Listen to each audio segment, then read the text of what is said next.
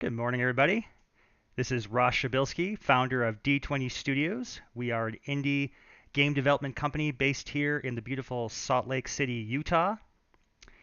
And today I will be streaming game development on our current project called Summoner's Fate. It is a turn-based tactical strategy game that combines deck building. It's really exciting, and we have a pre-release available now on our website. So if you want to check out the game in its current state and develop along with us, be part of the play testing and community feedback, love to have you in our community. Be as happy as an imp bathing in fire. And a little bit about the game before we get started here. Some of our core features: we have a beautiful top-down perspective that's designed to be reminiscent of playing the old school tabletop games like D&D or Warhammer Miniatures. You can see my vast collection here behind me. Been doing this since, high school, junior high maybe, building collections and playing games like that. So yeah, this was a take on creating something that would, take all the elements of games, classic tabletop RPG and tactical miniature-based games, and bring them together in a very accessible, easy-to-play game that you can enjoy on your PC, Mac, Android, iOS. We're fully cross-platform. And the game is about expressing creativity. Winning in the most creative ways possible is our top goal. So we don't have any kind of crazy freemium schemes or anything like that. It's all going to be a premium upfront product where you'll get your cards, unlock them through regular gameplay, and then be able to create all kinds of different combinations of cool decks, make masterful combos, and such like that. So today we're going to be focused on developing some new cards that were suggested, requested actually by players in our Discord. And I'm a community-driven developer. I like to take player feedback to heart and shape this game in the direction that players want to see it go. So that's what we're going to be doing today. I'm going to go ahead and minimize this here and show you some of the cards we have planned. That's my dev stuff here. All right, close this down. Delete. And let's minimize that. Okay, so here we go on my desktop. I've got some cards here.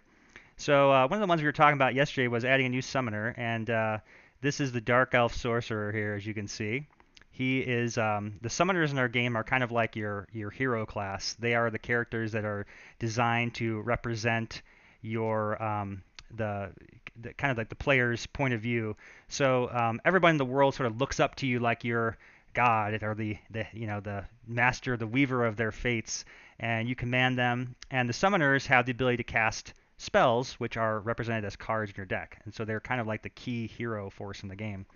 And all the characters have a combination of different spells they can use. So these symbols at the top, which are just kind of placeholder art right now, are representative of the different types of magic he can use, which decide which cards he can bring into his deck. So in this case, he's a void summoner, indicated by the black border here, and then he can also use the celestial magic. And he's got some cool powers. Players on the Discord yesterday really wanted to have something that could represent the dark necromancy side of things. So what we've got here, he's going to be able to move and shoot. He has a far shot ability that deals psychic damage, and then it drains life, heals himself, and also heals his surrounding allies. So we're going to be making him today as our first order on the list. So I'm going to open up our fancy tool here, which is our units. Okay, I'm going to go into Dark Elf Assassin. Hey, Maltros is here. Welcome to the stream, Maltros. Glad to have you with us. We are just getting started, and we're going to be building your Dark Elf Summoner that you requested yesterday in Discord today. All right, so here he is. You can see this is our in-house tool, the D20 Studios Definition Builder, and this module here is for creating characters. This lets us control and program all of our animations, sound effects, and things like that, test out how the animations look in game, which is pretty fun. And so we can also preview their game card here. And right now all this stuff is just sort of hand typed in there. It's not actually existing, but I'll do my little preview where I type. And you can see there that I've got, text appearing in the box. So let's get to work. We want to give him some different abilities. Move and shoot. That's an easy one because we've already got that one in our list of powers we programmed in the past. So I'm just going to go ahead and find the move and shoot ability. There it is. All right, we can get rid of that. That one's in there. Okay, and then we got to give him this ability that says Far Shot, deal 2 psychic damage, heal self and surrounding allies 2. Okay, so let's go ahead and cut this out, and we're going to go and try to program that. So I'm going to go ahead and save him as he currently is, and then we're going to go back to our status effects where I would program all the different types of abilities, and we're going to go ahead and find one that would be a good fit. I think we're going to copy the Psychic Blast because that's kind of similar to what we're doing here, and then we're going to turn this into his actual power.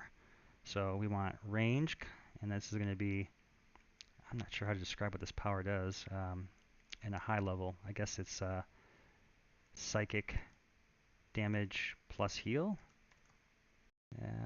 Sure, that's what we'll call it. All right, and then let's see how we're going to do this. We want to do it like this. So probably this is actually pretty good. Let's copy that first line. And then the other part is to heal. This is going to be, I think, amp. Or no, what's the word we use here? Is it amp 2? I think it's amp 2. Well, we'll try that. We'll see how this is going to work when we actually plug it in. Okay. All right. So just give us some explanation here. We've got a few different things going on. We've already got, since we cloned this power from the Sinus, which already has a Psychic Blast animation, and again, since the game's still in development, I'm not worried too much right now about polished VFX and sound effects. I like to have a placeholder in there so you get some feedback as a player. But I'm not too worried right now about creating the final polish effects. Our focus right now is really on getting gameplay and logic figured out so players can try out the powers and do some balance testing and help us understand what needs to change in the game to make it more fun. And then we'll add those sound effects, like actual proper sounds and VFX later. But for now, we've got some placeholders that carried over when we copied that ability. This area here is just sort of previewing what our text looks like when it goes into the card. We do want to remove some things, like we don't want to have the inflict mind control on here. We do want it to be psychic damage. We do want it to ignore armor and subtract life. And then the other thing we want it to do is to heal our allies. So what we're going to do with that is pass in our healing ability. So let's see here. We want add to attribute. And we want to say life remaining. And we're going to say number 1 because we're going to have this use the amplitude to inherit what it does. Save. Okay, and this is not going to be target. We do need to make some changes here. So we're going to have two different things. We have a primary target, which is going to be the person that we're zapping and sucking the life force out of. Okay, and I'll show you how this is going to work. All right, so primary target. And then we're going to have a secondary target, which we want to have this one for. That's going to do the actual healing. Okay. So down here, these are the targeting methods where we program these. And right now we want visible, unit, okay? And we also are going to need to program a range since this is move and shoot. We're going to make this range 3, so it has a limited range to it. And right now it'll target anyone who's not on our team. We also want to make sure that this is a unit because it doesn't make sense to suck life out of structures with a psychic ability. So target, trait, and we want to have type unit is greater than or equal to number 1. Okay, so any units that are not on our team are going to be the target of this power. And then we're going to have a secondary target method that says surrounding. Here we go, surrounding. These will be surrounding units. Designate all. And then this one we want to have target subject, target property, team. So these are going to be allies. So we want the team to be equal to the ability user's team. Property and team. Okay. So there's that guy there. And we got that one set. I'm just going to do a quick check here. Make sure that this is all working. There we go. Excellent. Okay. And then the other thing we need to do is make sure that these are also units because we don't want to heal things like structures we may have placed. So property, team, and we want to say the team, or sorry, not team, I did the wrong thing, trait. And we want unit, type unit is greater than or equal to number 1. Okay, so what this is saying here, team is equal to my team and their units, so allies, ally units. Okay, and then I also want to say I don't believe surrounding target will encapsulate the actual caster. I think it just gets everybody else around him. So we're going to do one more thing here, which is going to be add to attribute life remaining, and then we're going to also do that on the caster. Life remaining 1 on the ability user. Okay, so now we've got the following effects. We ignore armor on the primary target. We zap him for life remaining with psychic damage. And then we're going to add to attribute life remaining on the secondary target and on the ability user. Okay. And I need to make sure that these things line up. So we got 1, that's I think 0, 1, 2, 3. This would be amp 3, I believe. There we go. And that should translate to the number we picked once we put it back in the ability. And I think this all looks correct. So let's go ahead and save it. And then we're going to go ahead and put this onto the Dark Elf Summoner. And then we're going to test him out. Dark Elf, or sorry, Sorcerer, yeah. All right, and then his ability here we're going to add is called Range, Psychic, and Heal. Boom. Okay, well, it looks like that didn't work like we wanted to. Heal self and surrounding allies, amp 3, ... That's not right. Well, first off, this should be 2, so let's update that. Okay, good.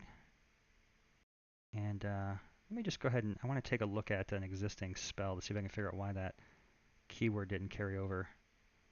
I'm trying to remember what keywords I used to. Sometimes I forget my own syntax here. Yeah, I thought it was amp. It is amp. So maybe I just misused that one. Let's go back to the triggered status effects. Let's find that range again. Ability. Range. Psychic blast plus heal. Okay. I don't think we need to put this period because it's going to add that for us. So that's probably why that had the ... And then I'm not sure why amp 3 came up with that. You know what we can just do? We can put an amp is fine because it's going to clone the same number in this case. So we're going to hit save there and that should do it. And let's go back to units and just make sure Dark Elf Sorcerer looks like his card text is correct now. There we go. That looks better. Move and shoot, far shot. Deal 2 psychic damage. Heal self and surrounding allies 2. Okay.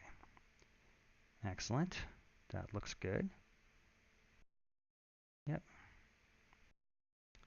Okay. So he should be good to go. Oh, you know what we probably need to do is fix his attack. This is... Well, maybe he would attack like that. I don't know.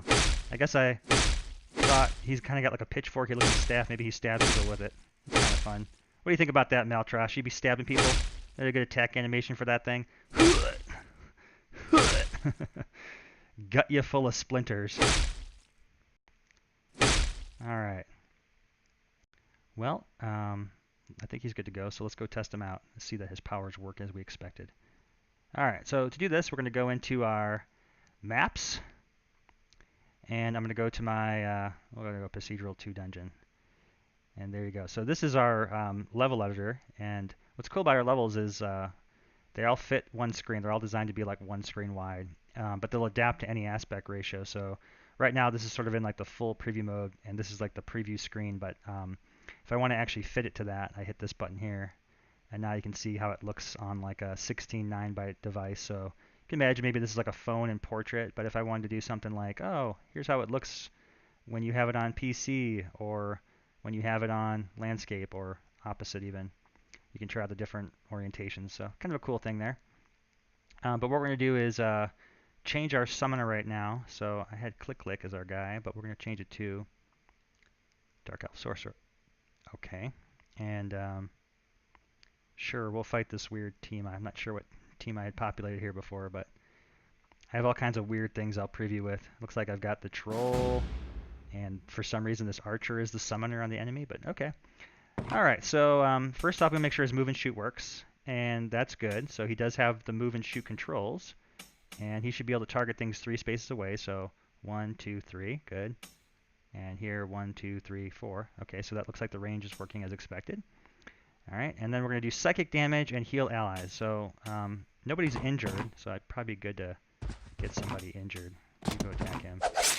And you attack him. Just keep beating people up so we can make sure this ability works. Oh, I just realized that the imp would steal him. Okay, let's just go stab him. Oh, that'll kill him. No, that won't work. Alright, you just get out of here, imp. Alright. Okay, so now, in this case, surrounding. So let's put her here, remove here, and zap him. Okay, that worked. That was cool. Kind of a weird choice of animation. It did do what I wanted to, but I don't feel like it really did a good job signifying why he got healed there. So I feel like I want to go back and maybe look at the Drain Life spell, which is this is meant to emulate. Let's make sure that she doesn't get healed. Oh, she will get healed here. Let's put her over here. Okay, so she didn't get healed because she wasn't in range, and if she was over here, would she get healed? She should. Okay, good. So it does appear his power is working as we had expected, which is good. It just feels like the animation's a little strange for it. So I want to go back and look at how I did the Drain Life spell. So let's go into the back decks. I'm going to go to transfer test. I think this is the one I was testing. Let's remove the Starling. Let's put in spell, Drain Life, and see how I had done this one. And maybe we'll try to emulate that to make it feel a little bit more necromancy-esque. All right. So the way this spell works is... Okay, first off, let's shoot myself. There we go. Okay, now let's get over here, troll. Okay, so that one also had the feedback there, but that animation looked a little bit more... like the sound effects and everything kind of felt a little bit more necromancy. So I think what we'll do is we'll change it to match that spell's sound effects just for now. I mean, I guess this kind of has a green energy, which is weird that I have right here, but for now we'll just change it to be consistent. Again, these aren't final VFX, but I wanted that to feel more like the Drain Life existing spell. So spells, Drain Life, where are you? There you are. Okay, so we want this Vile Morph as the sound cast sound. We wanted Demonic Lash. Okay. There we go. And we're going to go back to that ranged ability and just change the sound effects and such to be in line with that power. Okay. Boom, put it down.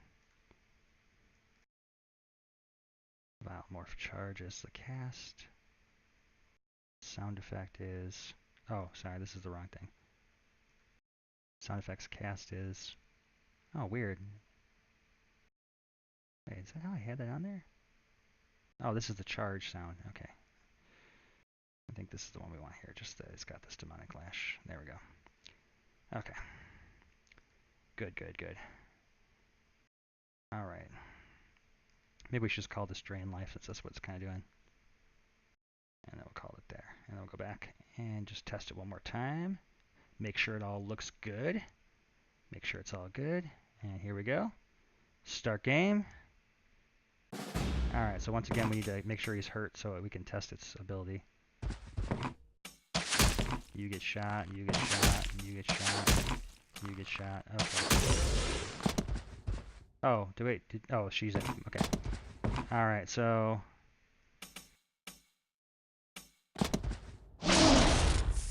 Oh, interesting. So in this case, he got 4. Okay, good thing we tested that. So maybe I was wrong about that surrounding. Maybe it does, in fact, target him. So we got to go back and change that spell one more time. Status effects. Here we go. That was the ranged Drain Life. Yeah, I guess I thought that the surrounding was not going to target him, but I think it does. So let's remove this. And let's verify once again. We don't want him healing 4. That's a little bit too much. So I'll go back to here. Test. Fire it up once more. Volley some arrows at my guys. Okay. Now get that troll back over here. Okay, so if I zap you now... There we go. So everyone just got 2 that time. Okay, good. Alright. So he is working functional as described. Alright. This was a request by one of our players in the Discord, Maltros, who's viewing on our stream today. He's Been a big fan of the game, streams the game himself, and so yeah, just happy to meet this request. Yeah, you're welcome. Cool. So there you go. We got Dark Elf Sorcerer good to go. So he'll get added to our DLC update when we go ahead and do the push for DLC. Okay, so next on the list we've got our another request from one of our new players on the Discord, Malachi, who wanted to see this card. So I've got all the cards we kind of have like earmarked. They're not necessarily functional in the game yet, but I've got them sort of previewed. And I did come up with some like ideas for abilities, and this one really resonated, I guess. So we're gonna go ahead and try to implement this to make it actually work like it says. So your soul is mine is the card, and what it's going to do is sort of like a preemptive necromancy. It will give an enemy unit downfall ability, which is when they are defeated, they trigger something, and in this case, they will return to the board under your control. Oh, it's so twisted.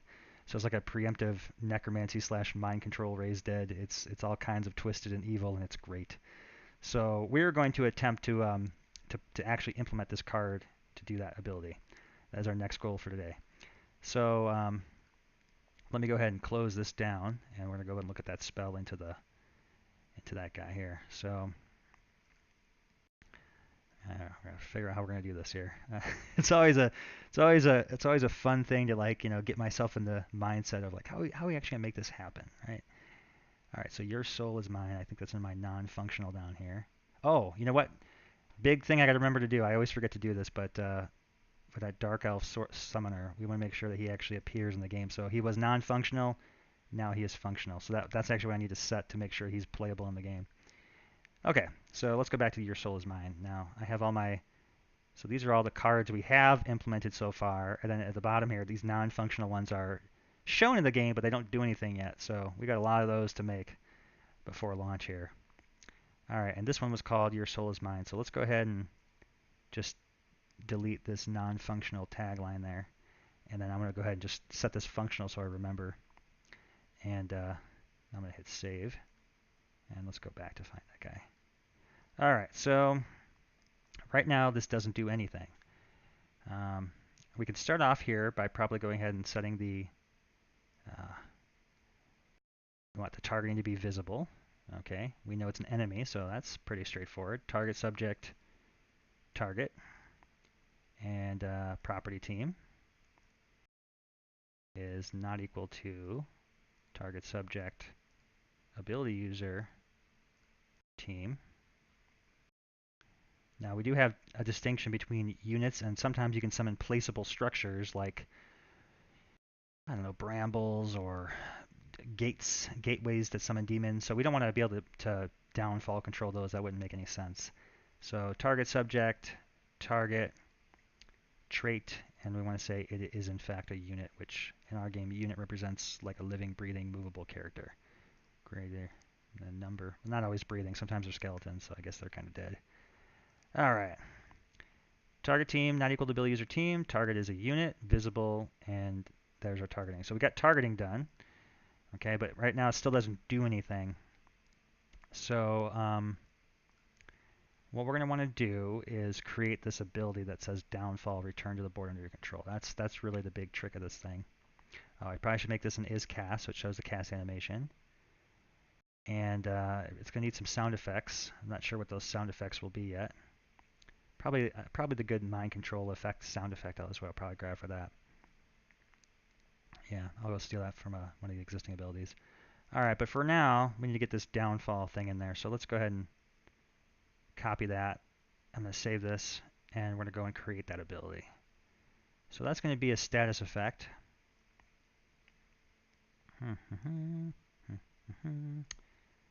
Okay, this is going to be interesting. I'm already thinking about all the weird edge cases this card presents. Like, what if you were to transfer your consciousness into the soul creature somehow? I don't know. There's all kinds of weird things. This is going to come back to life. But right now, we're just going to get it working. Okay, so I'm trying to think if there's a good existing ability. I don't know that there is. We're just going to go ahead and create a new one. Okay.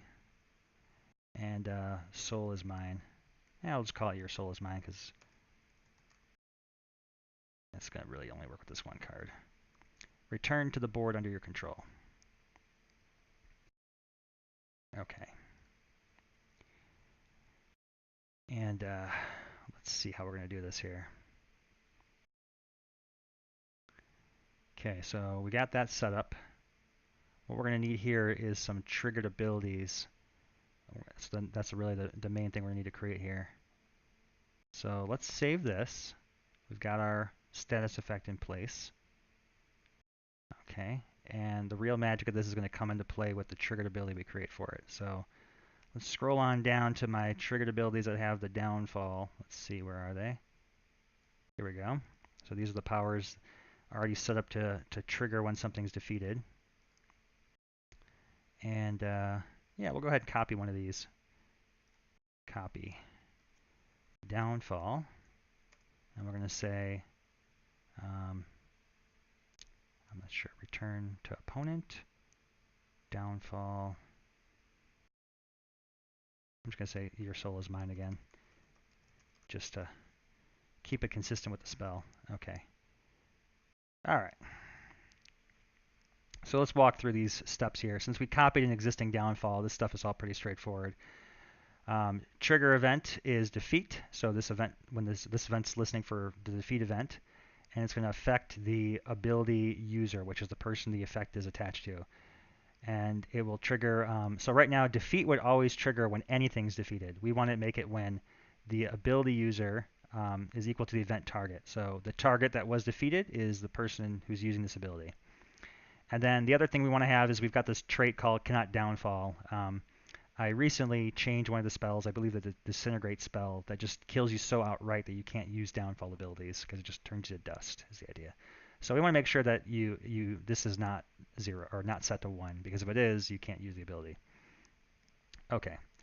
We're going to get rid of this description here. And okay, let's see here. I'm going to go ahead and change a few things. Let's get the sound effects done first. And the place I want to get those sound effects from is this mind control thing. Where'd that mind control go?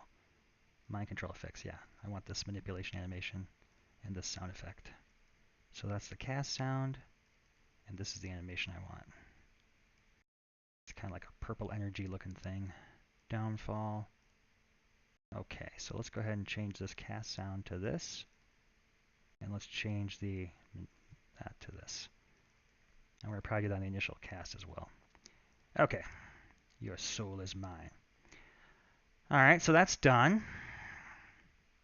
Okay, and we don't want to have it return to hand on target. This is where the real tricky part of the program comes in. We want to have this transfer ownership to the person that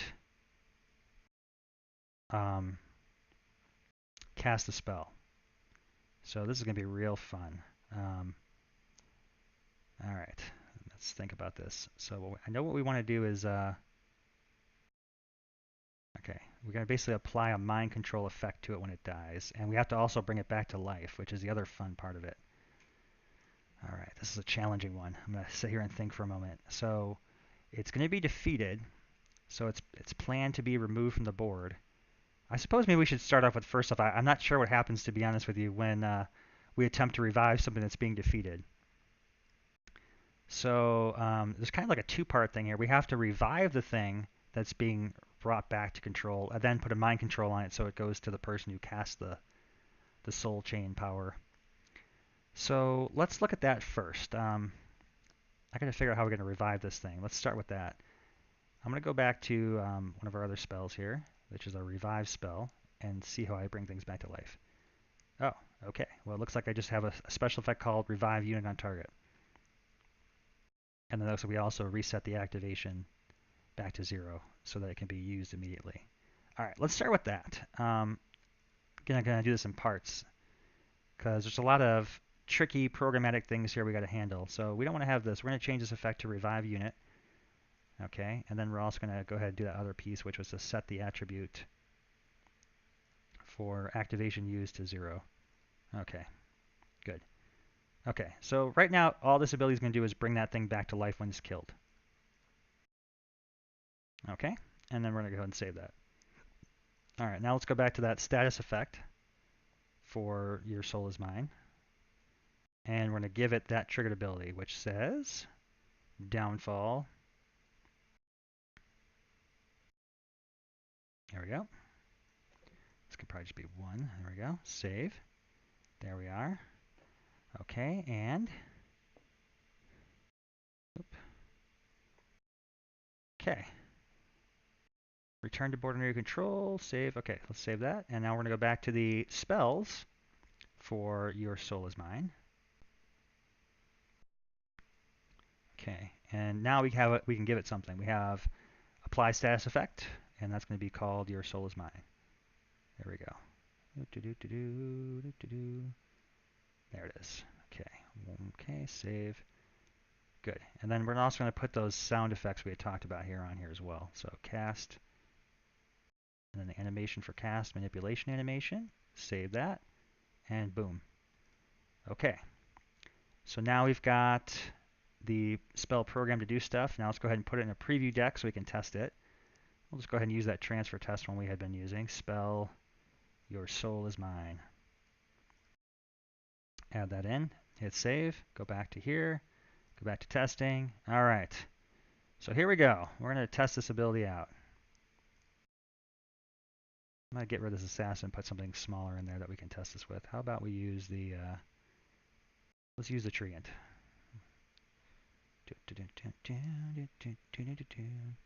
Okay, so let's bring the treant a little closer here.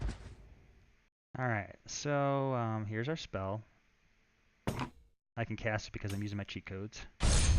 Okay, we got a little VFX there to show that something happened. If I click on him, downfall, return to the board under your control. Okay, so that's already weird. I'm not sure why that's flagging as a negative status effect, so I'll have to look at that. And now we want to make sure that when he dies, he comes back to life. So let's go ahead and oh, see, I shouldn't have used this. Here, let's go beat him up with this guy.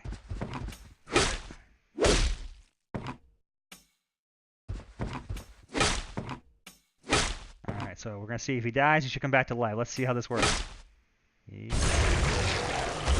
Okay, well that was good. So he came back to life. That status effect should be cleared. Oh, even weirder. Okay, that's not good. Oh, interesting. Get out of here, updates. I don't want to update now. Ah, go away. Let's see. Huh. So if I kill him again, is he going to come back to life again? Let's see. Oh dear, that's no good. He just never dies. He just comes back to life every time you defeat him. That's not good. Okay, so we got a few problems there to fix. We got to make it so that that status effect goes away. That is intriguing. So it looks like because the fact that the revive happens on the defeat step, it never actually gets to the point where it removes all of their existing status effects. So we're going to have to do that. We're going to have to cleanse this character of all of his existing status effects so that he's not becoming like overly powerful. And then we're going to have to also look at testing this with some other advanced edge cases. In fact, while we're here, I am going to try something. We're going to reconfigure our teams here because I'm dying to know if this how this would work with something like a skeleton captain. We're going to change this guy to skeleton captain, and we're going to get rid of the mountain troll. We're going to put a skeleton in here. Give me a skeleton warrior. Okay. Let's just, yeah, no shield one's fine. Okay. Because I'm just curious what's going to happen if I re-summon this guy over and over again. Alright, so let's put the Soul Is Mine on this guy. Okay, and we're going to go attack him. Okay, that's what I was afraid of. He died and came back to life, and now he's got an extra +1 health because technically the player never lost control of him, so it never... Yeah, that's going to be fun. So we're going to have to do a few things here to feign death. Yeah, that's a complicated one there. I'm not sure how we're going to fix that exactly. Okay, let's start off with a simple one. We have that status effect. I know I don't want that to be a negative status effect, so let's go ahead and change that from debuff to...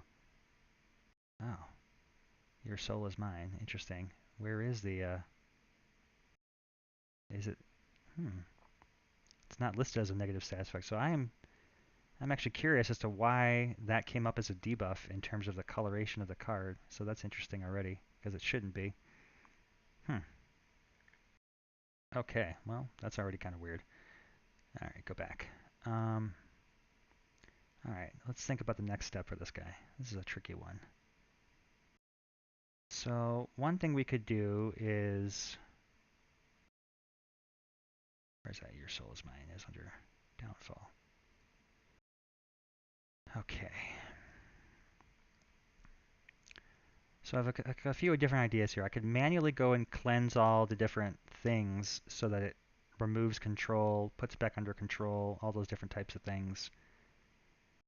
All right, but we also got to take into account that we're going to have to transfer control of this thing as well. Yeah, this is a real complicated ability. All right, I think we can do it all in here. Let's see how we're going to do this. We know we're going to have to put mind control on him. We know we're going to have to remove all the status effects that are on him.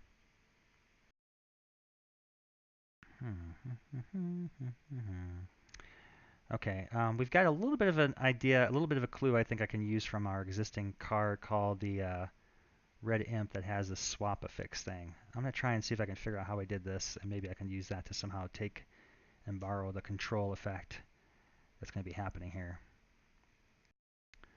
Well, first off, mind control affix says, okay, set trait original controller to ability user player controller. Okay. And then we set attribute player controller to the source unit. Right. Okay. And mind control swap affix uses, this is on a fixed status, and it uses the source unit trait flag set trait to ability user source unit. Okay.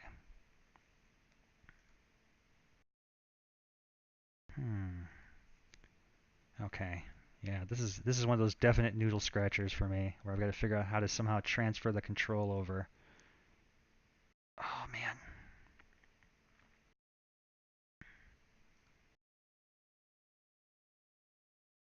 Maybe we'll start off with trying to do the mind control affix and see what happens when we do that. And then we'll try changing that to another one. Let's just do some experimentation here and see how this works. We're going to figure it out. Okay, so downfall, your soul's mine. Let's try and just go ahead and put new apply status effect, and let's just try doing mind control and see what happens with that.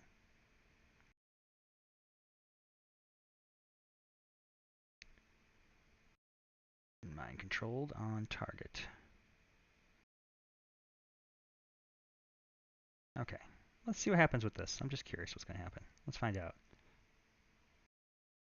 Here we go. All right, start game up.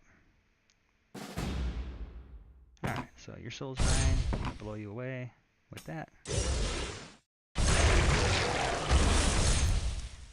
Oh, interesting. Hey, that actually worked, much to my surprise. He became under my control. Okay, well, that was a lot easier than I had hoped it would be. Okay, yeah. I love it when things just work. Oh, weird. When I undid it, he's gone. That's even stranger. Where did he go? The skeleton just disappeared off the board forever. Okay, there's definitely, I knew it was going to be this simple. There's some weird stuff going on. So I did that. We took control of him. And then it did that. I undo it, and he just disappears from the board. That is really strange. Although, according to this, he's still there. Because I can't move around him. He's just not showing up on the board. Uh-oh. Oh my. There's definitely a weird thing going on with this guy. Okay. So it's finding him there, but it's like almost like it distracted him. Yeah, who we got here? I can't read that. The pancreas. It works. Hey, how's it going, man? Pancreas is our animator Peter. I'm glad he's here to join us today. Yeah, oh dear. This is embarrassing.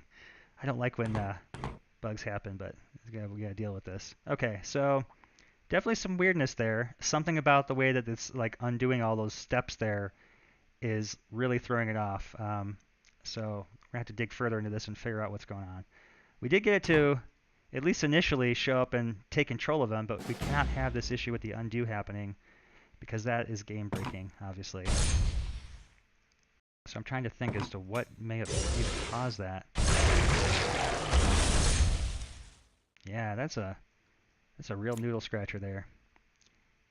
Yeah, it's so weird because it technically worked. It returned under his control. I am just so confused. He's there. You can see him. He's somehow there, but he's just not there. And I think I just killed him because now he's not there anymore. Oh, he is still there. Oh, that's weird. Okay.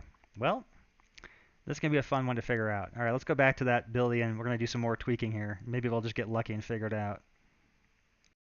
Since we're doing DLC update content, I can't rely on going to fix the code. We have to get this to work using only the resources currently available to us in the definitions editor. Otherwise, it'll have to be a client change to get this card in the game. Okay, here we go. Let's see. So we had apply status effect mind control on target. That was what we were doing here. Okay, and the interesting thing about how the mind control worked is I actually did switch him over to that other character, which is quite interesting. Okay, let's think of other things we could do to fix this. What if we? Okay, let's think here. Do thinking.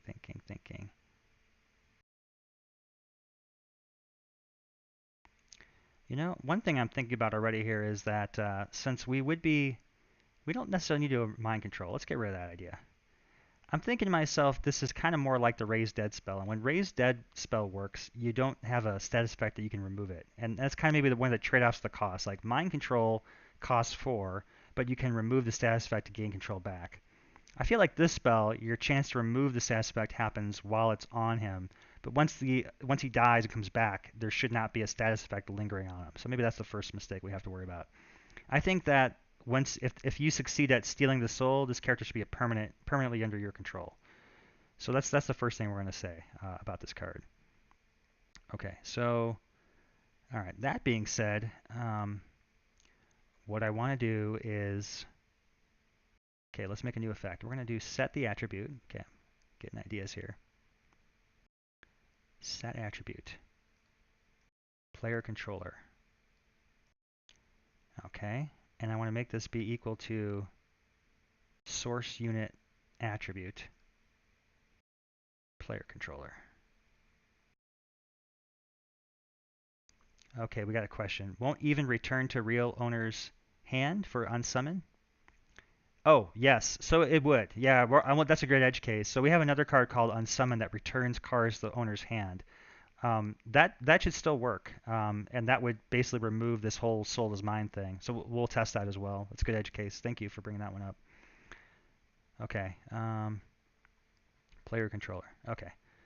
All right, we're going to try another technique here, which is going to be set attribute player controller to source unit attribute player controller on target. Okay, so this is going to be what actually changes the control over, and I'm going to attempt to see what happens with that one. Okay, so here we go. Let's go back to that character and see if this works. Okay, so now what do we got here? I'm going to go ahead and use that power on the skeleton. Okay, and then we're going to zap him. Okay, good. I gain control of him, which is what I wanted to have seen. Okay, now if I undo it, does it break the game? It still breaks the game. Wow, that is weird. I'm thinking that may possibly be because that revive step is located in the defeat step. That's maybe something I've never done before, is to do the revive and the defeat step. So yeah, there's clearly something wrong with doing that and I think the reason for that is that one of the things that happens in the defeat step is it destroys the character view, and so I may have to parse that out into a separate step. going to go back and look at something here. Let's go back to that thing. Okay, so what if we did this as, okay, downfall. Okay, so right now we have this revive unit just happening organically here on itself. But what if we were to use action spell, revive? I'm just curious. So what we're going to do here, what this is basically going to do is, let me get rid of this. Instead of using the revive effect, we're going to call another action, which would create another link in our chain of events here, and that may be enough to separate it out so that it does not get the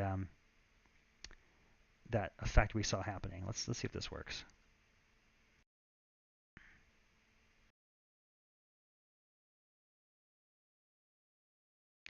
All right, start game. Okay, so we go Soul is Mine. And zap him. Yeah, he just went away forever. So that didn't work as we expected. Let's see. I'm curious what happened in our log here. Resolve defeat has been removed from play. And it never had a chance to cast revive on him. Wow, that is a lot trickier than I thought it was going to be to make this card. Use Downfall, Your Soul is Mine on Skeleton Warrior. Resolves. Resolve defeat. Yeah, that's a tricky one. So I'm not sure how we're going to get this to work. Return to board under your control. So he died, and then why didn't it use the action to revive him afterward? Because it didn't even show that the revive action had been used. I was expecting to see it in here.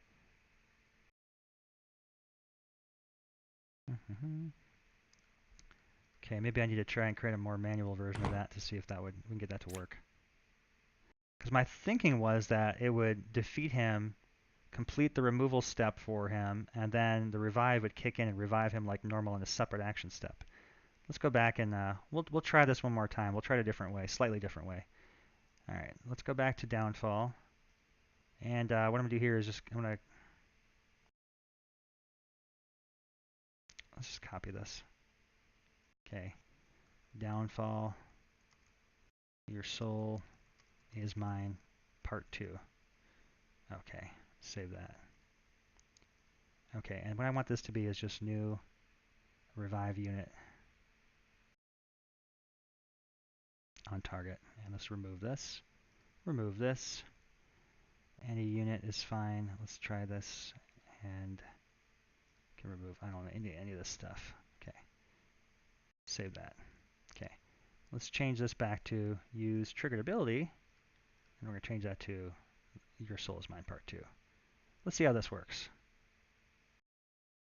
Downfall, Your Soul is Mine Part 2. Save, and here we go. Okay. So we're going to go back to maps. Go to procedural 2. Test this out. All right, let's see what happens this time. Okay, let's soul him, then defeat him. Ah! There we go. That's what I wanted to see happen. He died. He popped back. All right, if I undo it. Dang it! Oh, it still has the same problem.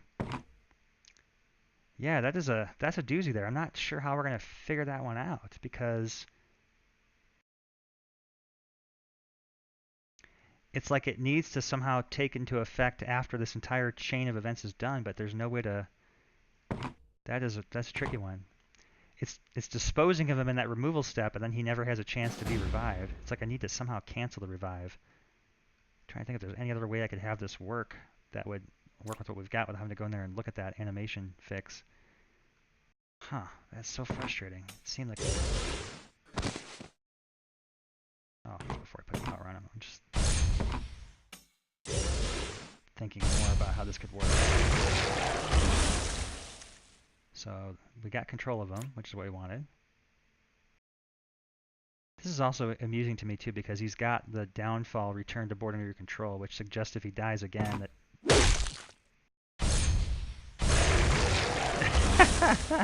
he comes back to life each time. Yeah, that's weird. So the defeat step should have been He's a skeleton that never dies. Never dies. One more time.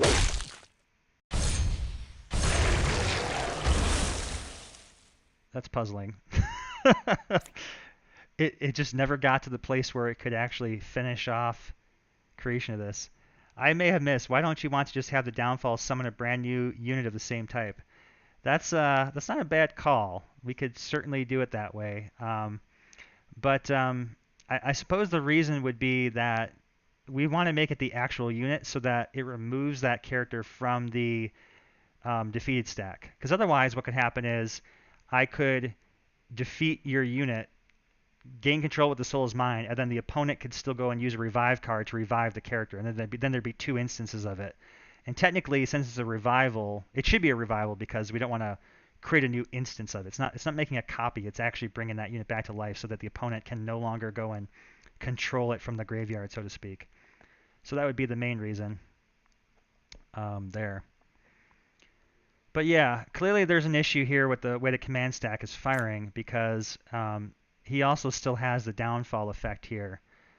So you know what? Maybe I'll do. I think we will go look at the code. Again, I won't be able to make the change unless we can figure out a way to go around it. But what I'm thinking is maybe if I look at the code and look at how the defeat works, we can probably figure out how to get this to work. So let's go to HM defeat unit command. All right. So here's where unit's defeated. This is what we're looking at here. Let's get this thing out of our way. Okay. Maybe what we need to listen for is not defeated. Maybe what we need to listen for is removed from play. Because now I'm looking at this thing here. Set defeated. I think that's the problem. I think we're listening for the wrong event. HM remove unit from play. Yeah, this is the one where he's actually removed. And this is removed from play is where the actual status effect and all that other stuff, fun stuff happens. So that could be our issue here. Let's go back and maybe we can fix it that way. I think that's the problem. Oh, go back. Status effects. Okay, we're gonna get this to work. We're gonna make it work. No, this is the wrong thing. Trigger abilities. Downfall. Here we go, folks. Downfall, and we want your soul is mine. Okay. So instead of defeat, let's change this to. Do we have one for remove from play? Did I think that far ahead? Aha, I do. Good job, Ross. Okay, remove from play. Yes. Okay, let's just see if that works. If it could be this simple, that would be awesome. All right. Start up the game. Here we go. Your soul is mine, skeleton. All right. Kill him. All right, he returned from beyond the grave. If I undo, it worked. That did it. That took. And does he have the power on him? Okay, let's see if we kill him. Does he have infinite revival power? So he comes back to life now. Let's see. So here he is. And the status effect is gone now. Good. That is what I wanted to have happened. Hooray! Success. Yes. We did it. We did it. All right. Now we're gonna go back and we're gonna clean it up a little bit because it's still a little funky looking here. I'm just trying to look at this animation. So we cast that. We kill him. I'm not a fan of how he disappears there. That's just, I'm not sure why he's doing that. Thank you. Good job. I appreciate that. So I'm just not sure why he's, Oh, yeah, I'm just trying to watch this animation here. Alright, let's try and go back to that triggered ability here. I think we probably don't need that extra revive step anymore. Let's go ahead and get rid of that and see if we can fix this animation. Okay, so instead of doing this, let's just change this to revive unit on target, and then we're also going to go ahead and set the attribute, set attribute, and activation used to 0. Okay, let's see if this looks a little cleaner this time around.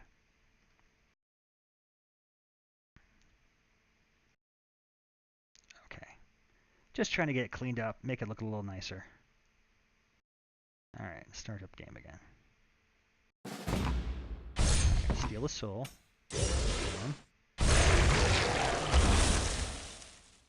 I guess it looks kind of the same, but it works, so might be just okay with I suppose it has to do that because it has to, since we're listening for the removal effect, it has to complete the removal, which is that fade out piece.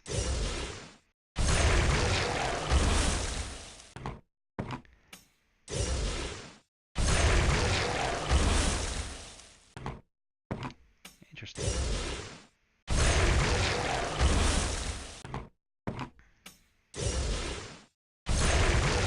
Trying to think if there's like a little bit neater way you can do the animation. It's coming to my head now. I'm thinking that what I could do is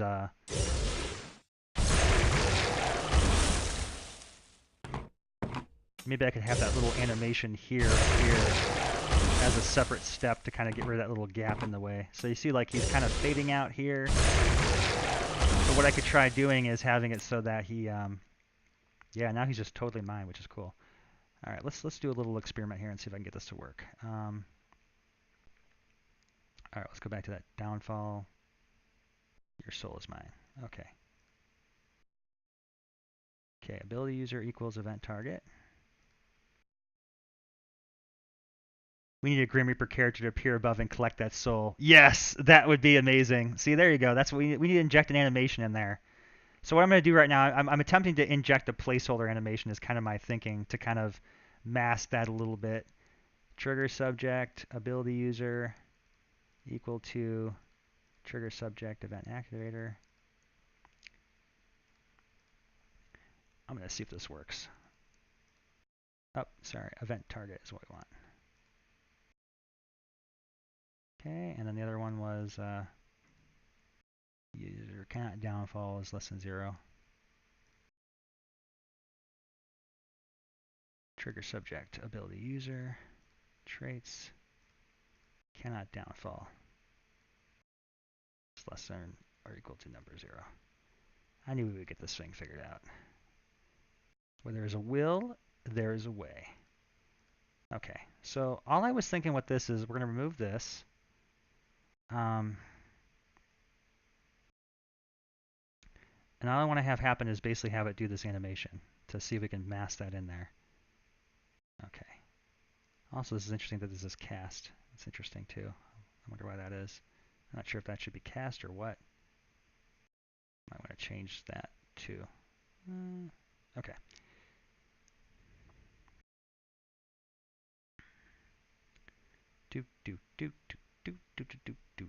Okay.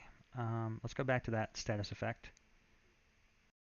Your soul is mine, and I'm just going to give him this other ability. So the idea I'm thinking here is that if I just kind of cheat, I'm going to give him 2 abilities. One's for the actual downfall, and it's just going to play the animation. I'm just thinking that might make it look like it masks that thing a little bit better. All right, let's give him that too. So what happens if we do this now? It's going to look a little bit better. So Peter had suggested the idea of the Grim Reaper appearing overhead. I love that, and this is kind of what I was doing here, is just kind of creating a placeholder for injecting that animation later on. So do that to him. Ooh, did that work? Let's see. Ah, that did work. Yeah, see? So we got a little placeholder in there. That's what we did. So now when he dies, instead of having him just like disappear, you kind of see this little like pop of VFX there, and that could be where the Grim Reaper comes out and is harvesting his soul there. So we just sort of like put a little cheating animation in there. Looks a little bit better than it did before. Yeah, see, there we go. I like that. So at some point in the future, we get a cool Grim Reaper, he'll go in there instead, and then it'll look a lot sweeter. But functional wise there, I think we've got it now. So that was kind of fun. And so he's now purged of all of his abilities. And yeah. And since he's actually removed, it did clear all of his status effects like I was hoping. So that seems like it worked exactly as it's supposed to. The only thing that's a little bit weird here, and I'm not sure why this is happening, that this appears as a debuff power on him. I'm not sure why that appears as a debuff. I want to take a look at something here because I'm a little bit curious why that's happening.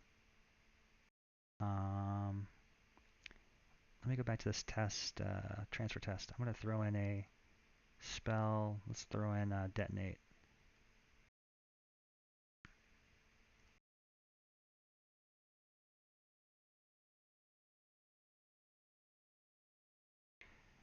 I suppose it actually does make sense now that I think about it, because it would be a debuff. We wouldn't want to have it treated as a buff for the other character. Let me just take a look and see. Oh yeah, okay, that's how they all work. It's debuff. Okay, that makes sense. Yeah, because I think the idea was we wouldn't want to have a rust card be able to remove our own debuff we placed on them. In fact, let's go ahead and test that. Let's throw in spells. Oops, Dex, go back to Dex. Go back to Dex. Transfer test. Test targeting. Transfer test. Spell. I'm going to use a rust spell. So the rust spell has a cleansing ability that gets rid of buffs on characters. I just want to see if that, I think that's the reasoning for why it's doing it the way it is.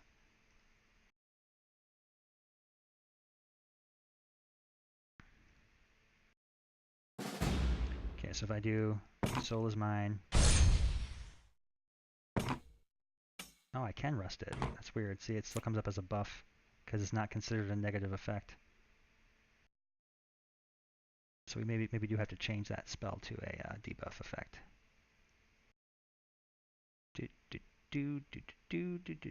Oops, status effect. We called that thing Your Soul is Mine.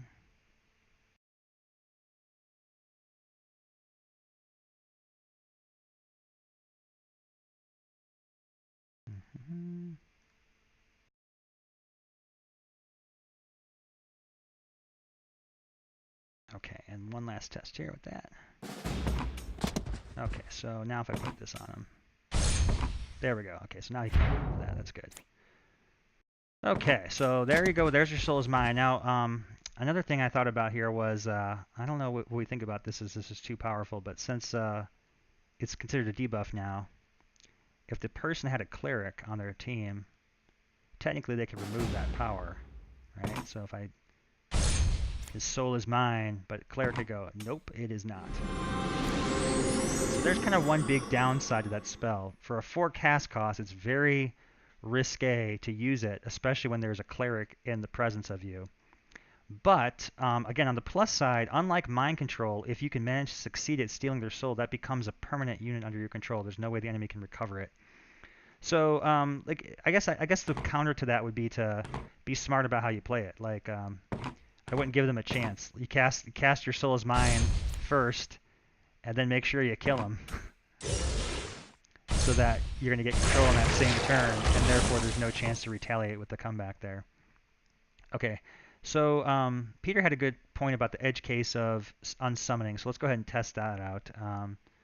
Let's go to Dex again, and let's go ahead and add that card as well to this deck. Spell, except unsummon. Yeah, here we go. We're gonna try the unsummon here and see how that works. So my prediction with unsummon is that unsummon will still work as normals, and unsummon returns a card to your hand.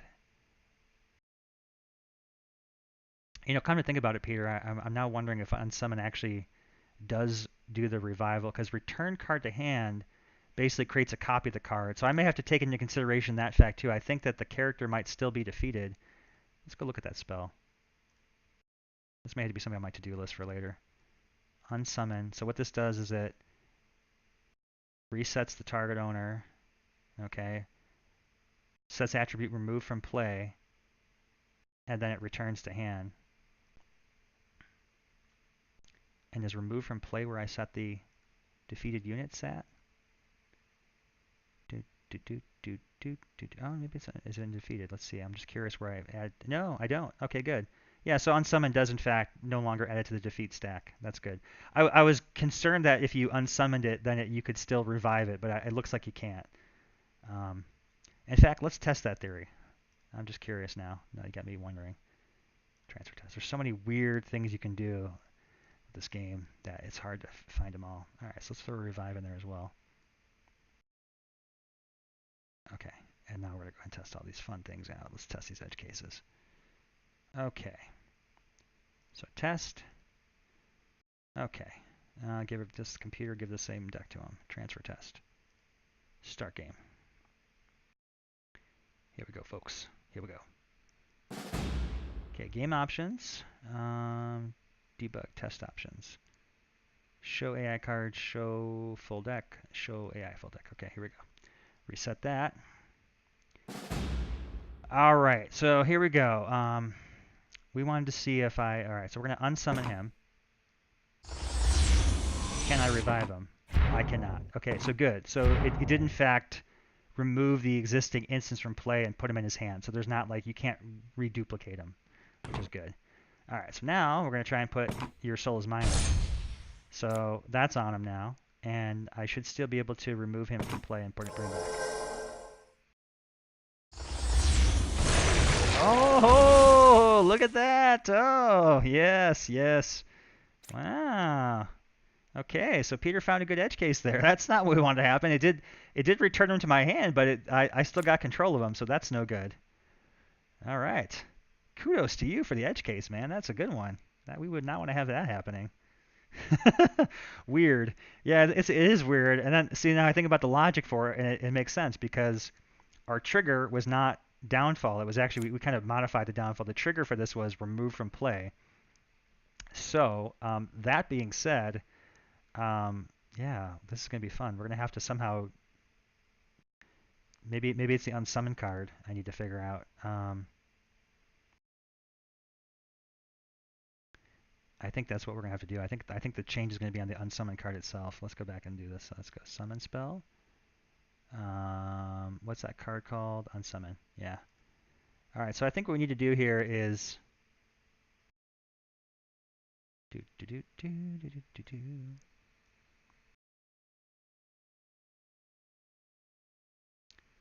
All right, we need to remove all the status effects on this thing. Oh, crap. Oh, this is interesting. I'm not sure why this card has a secondary target here that says secondary target, any player, primary target.player owner equals to target player ID. I have no idea why this secondary target is here. That's weird. I wonder, why would this spell target players? Primary second. Yeah, this is weird. I'm a little bit concerned about changing this spell because I'm not sure why this effect is in here. But what I was hoping to do is just do a really quick and easy remove all the status effects when I unsummon something. Yeah, why would the secondary target method in here be target player? Interesting. Return. I'm sure there's a reason why I have this in here, and I don't want to necessarily change that without thinking about it.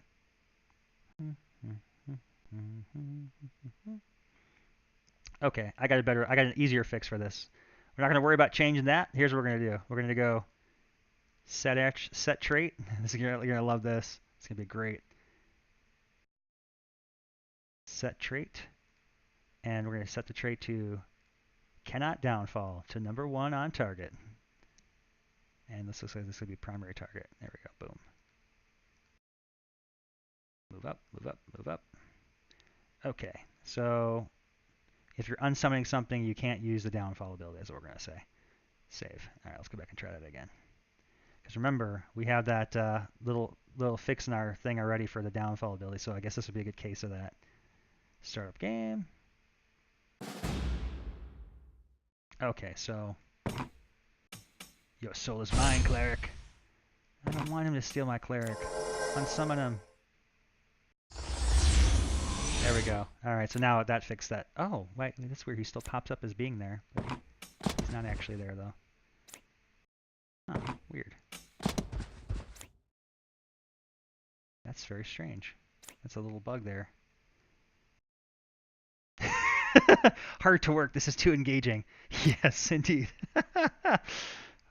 All right. Well, I think we're gonna call Your Soul Is Mine done. All right, we got that card working. That was thank you Malachi for pushing me to get that one done, man. I swear that was a mind bender of a card to figure out. Whew. No, he's gonna steal them when I die.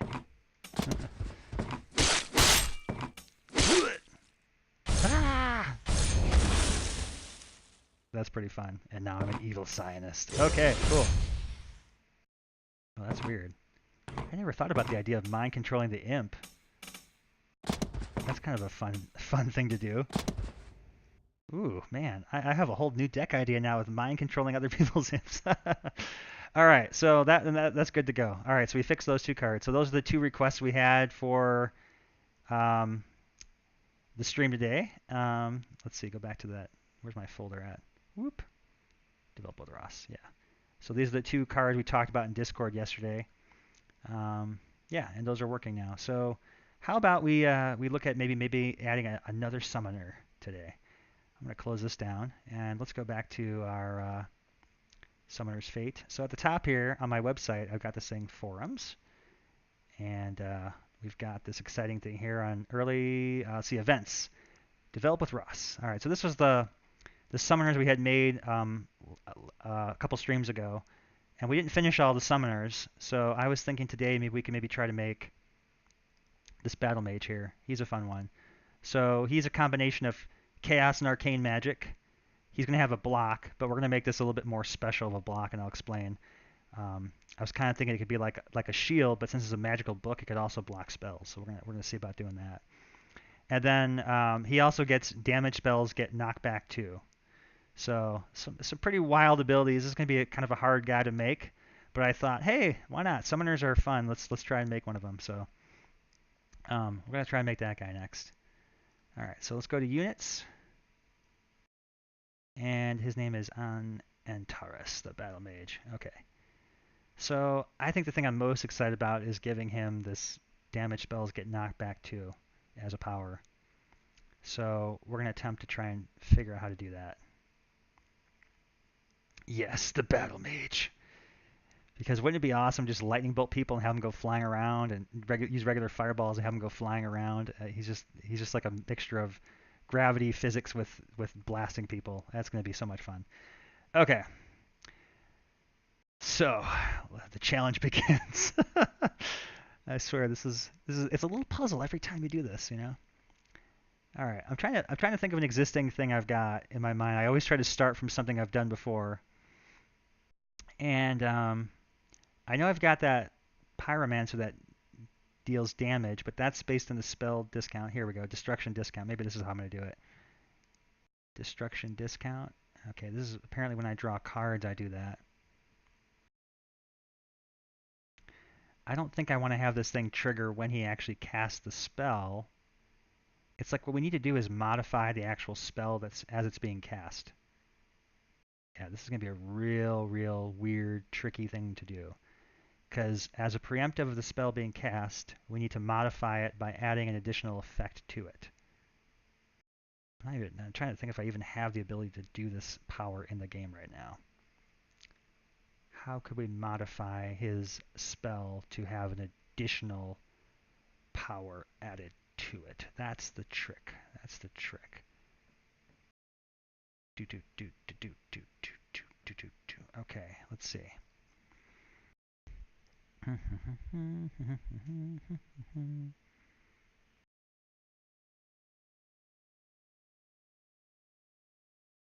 Okay, I think we're going to start with a preemptive spell like a counter spell. That's how we're going to do this.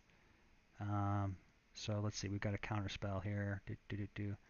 Counter spell and preemptive. All right, here's an example of one. So I use preemptive. Okay, so I'm just looking at things I can do is set attribute counter to target one. We can set attributes of things. So I can modify a spell by giving it attributes, but I don't know that that's going to actually give a thing a knockback.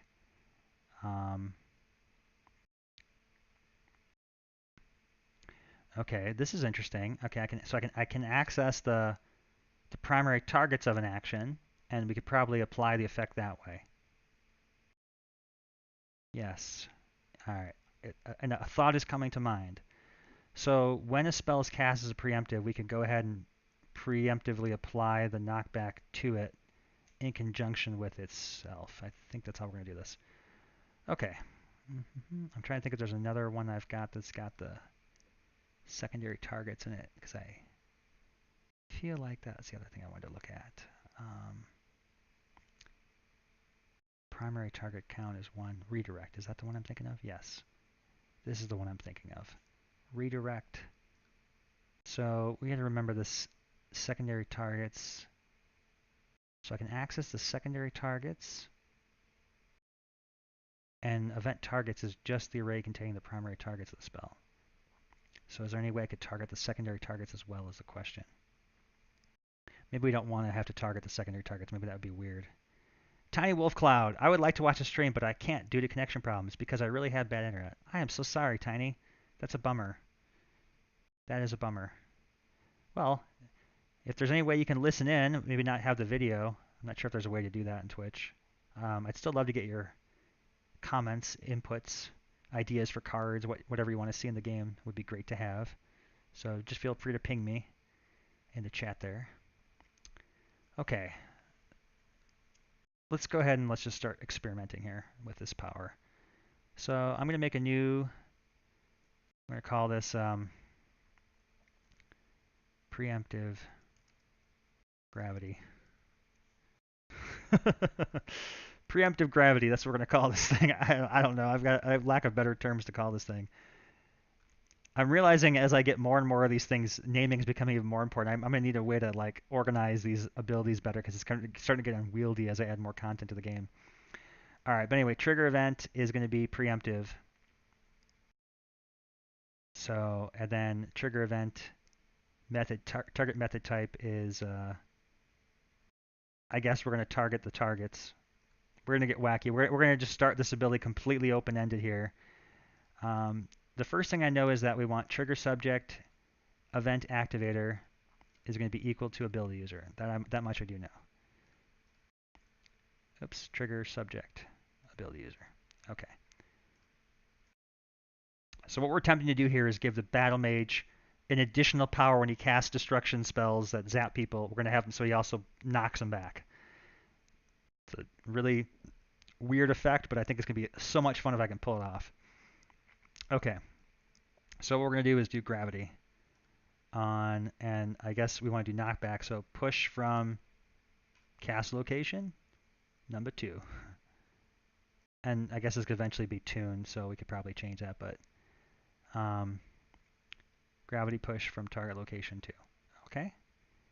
And this is going to target units. Let's just throw this in there and see what happens. I have no idea how this is going to work, but we're going to start off with just preemptive gravity as a pure ability. I'm going to go to my battle mage. I am going to give him triggered ability, preemptive gravity here. And let's just go ahead and add this one for now.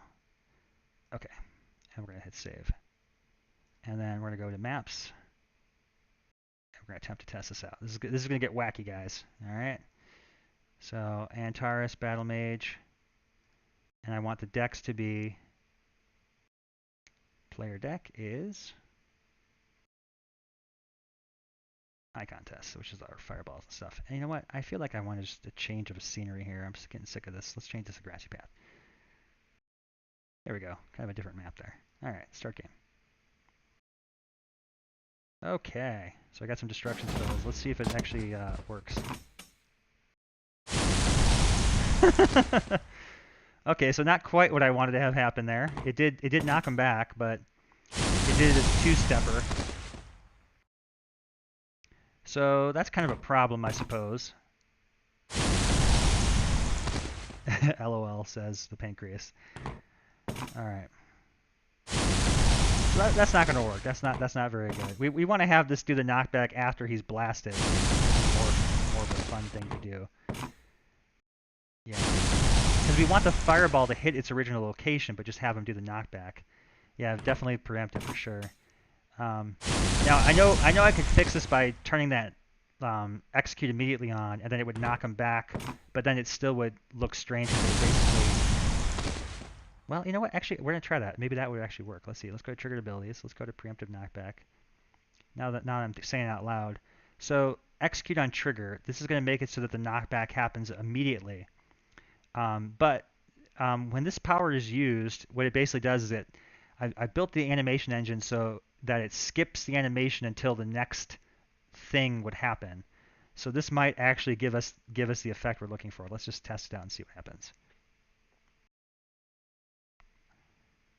All right, let's take a look. So it's still going to happen preemptively, but it may look right at least. Okay, so that totally didn't do anything. That's even worse. Oh wow, yeah. Okay, so that was interesting. It preemptively moved him out of the way, and then the fireball never hit anything. All right, so that won't work. Okay, so preemptive gravity is not the way to go here. All right, so we're gonna rethink this trigger. All right, so attempt number 1 failed. Where's preemptive gravity? See, I have way too many things in here. Okay. That's no good. Okay, so what other things can we do? Can we do?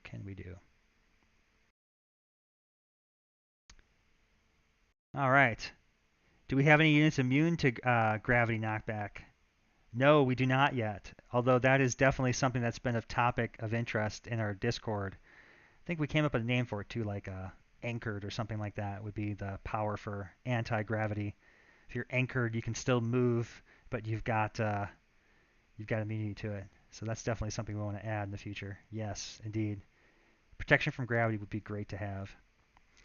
Okay, so the preemptive trigger didn't work so hot. I'm trying to think what other ones we could do here. Looks like I've got one for post cast. Maybe that could work. I think that happens after you cast something. It could also be, I think there's one for like spell resolve. Basically, it's something that fires, and I don't know which effect. I'm gonna scroll through this list here and see which ones I've got. So resolve cast, yeah. Let's try resolve cast. Let's see what happens if I put it there. Okay. All right. I'll go back to a grassy path again. Let's stop picking this one. All right. So now I have it happening after the cast resolution. Let's see what happens now. Okay, it's getting there. That looked a little better at least. But it still feels a bit funny that it's kind of jumping after the fact and doesn't necessarily feel super safe. But it gives me hope that it could work. Now here's the cool thing. Watch is going to do it here too.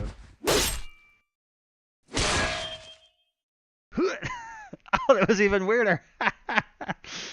He did it twice because he must have cast 2 different powers there. He'd like double hop there. That was a really weird thing. Because we didn't set any conditions for it to be specific to spells, so yeah, that was really weird. Okay.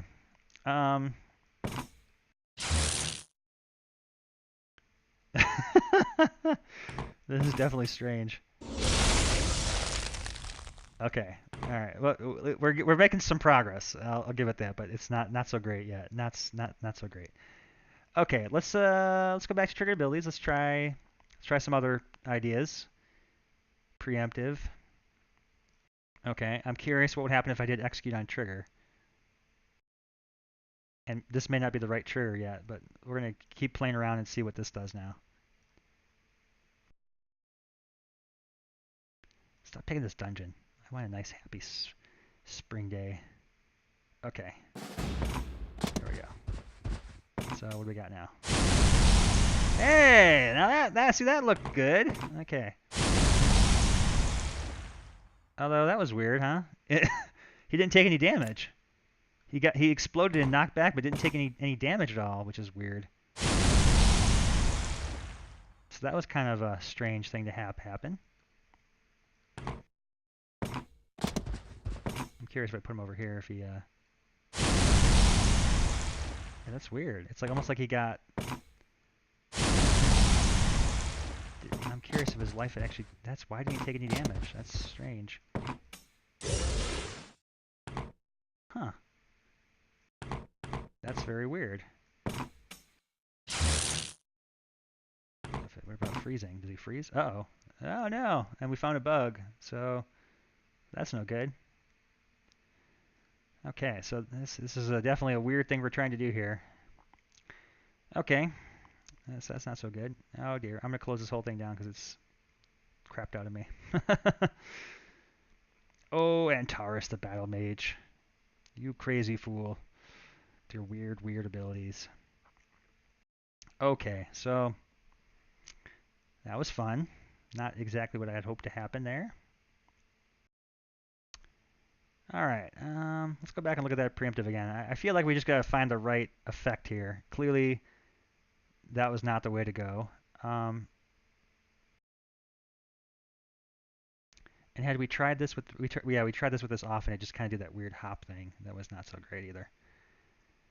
All right, what other actions could we have this apply on, I wonder? Trying to think what other things are under like using actions. I suppose we could do, you know what? Okay, I've got another idea. I have another idea. Okay, what if we made it, since it's damage spells, when the character takes damage, if the damage source is a destruction spell, then we apply the knockback effect. That could work. Okay, so let's try it. Let's try that. And that actually would simplify things quite a bit, right? All right. I guess this would be under attribute. Actually, I'm trying to think of what the damage would be. I thought it was trigger event. Here, you know what? That's what we're going to look at. We're going to look at the inflict power.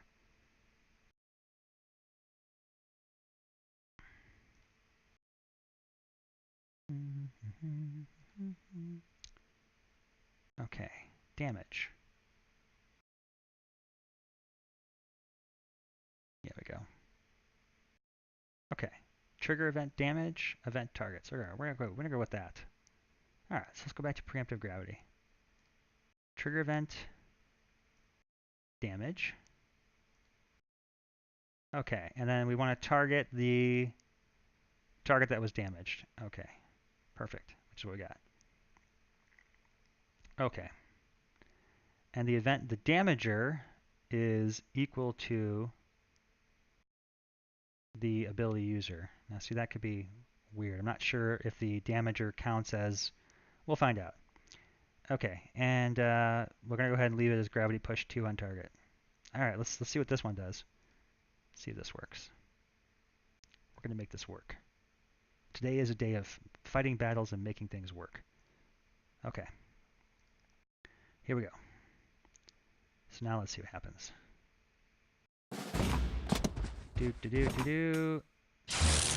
Yes! That's what I'm talking about right there. He took his damage like he was supposed to, and he got knocked back. All right, now what happens if I do this? And we didn't get that bug this time, and he knocked back. Okay, we're progress here. I like it. That is pretty sweet.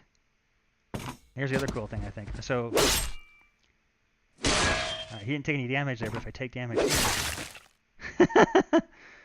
So he also gets knocked back on his attack right now. He just gets knocked back no matter what. He's just crazy. All right, so we're going to have to change that. We're going to add some conditions so it only happens with spells. Now, I'm really curious about this. So what happens if I do it this way? Oh, cool. So the fireball also knocks him back. That's pretty sweet. This is definitely like a mind bender. Like I have this like completely changes how the spells work. The fact that it gives everything knockback. We're gonna have to test something like an exploding fireball because I have no idea what that's gonna do. Oh yeah, let's throw it. We have to test an exploding fireball. I am just so curious what that would do. All right, let's go back to spells. Sorry, decks rather. Okay, let's go to icon test. Let's throw a spell exploding fireball in here. So exploding fireball already has a knockback effect attached to it. So what I'm curious about is what this is going to do.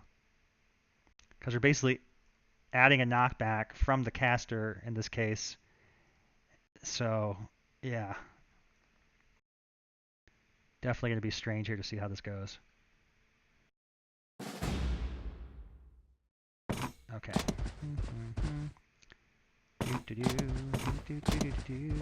Okay. Well, that was even weirder, huh? Alright, so it looks like it Curious.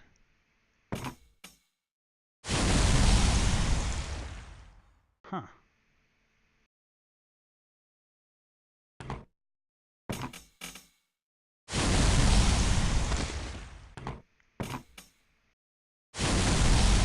That's also a little strange here. This seems weird to me if I do this.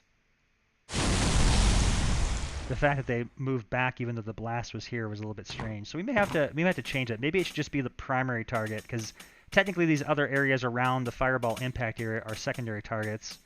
And it may not make sense that those also knock the characters back. I don't know.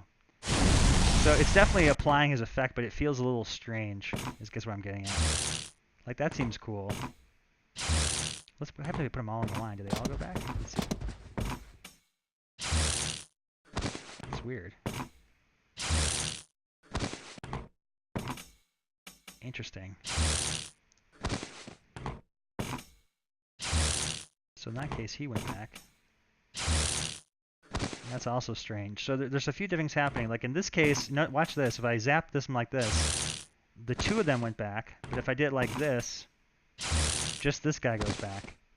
And I think the reasoning for that is when those knockbacks are actually taking effect happens at different times, because these targets are all, I guess that lightning bolt's not sorting the targets according to the distance from the caster. It's probably just dealing damage. We're not taking into account the fact that there has to be knockbacks happening there, so it's not sorting the targets, which is interesting. So we may have to, that may be something I have to just change in the code later on. Yeah, his power is definitely wacky. It's going to require some definite tuning adjustments to make it feel right. But it's cool. I mean, I do like the idea that it goes knockback. That's pretty fun.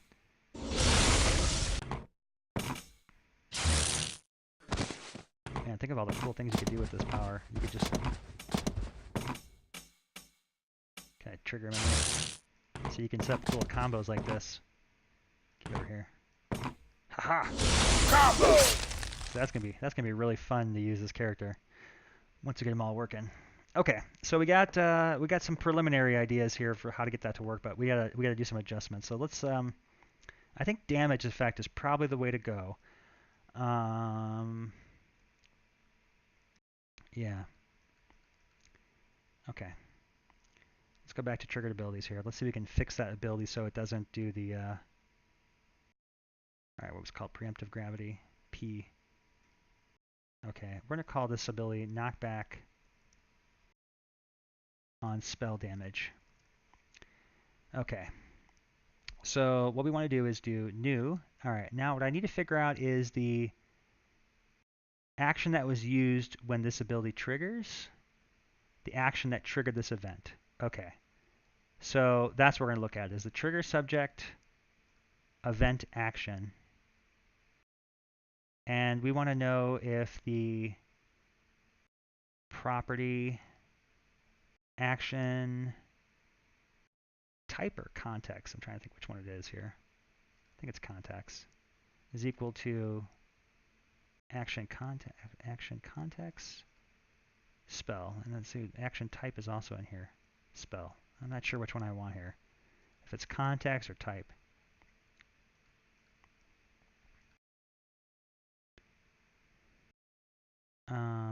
Action context. Let's just do that. Spell.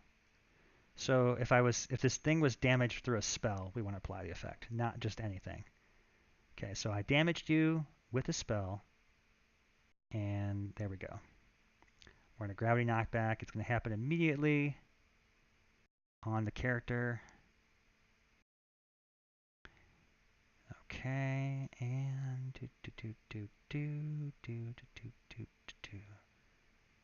save that.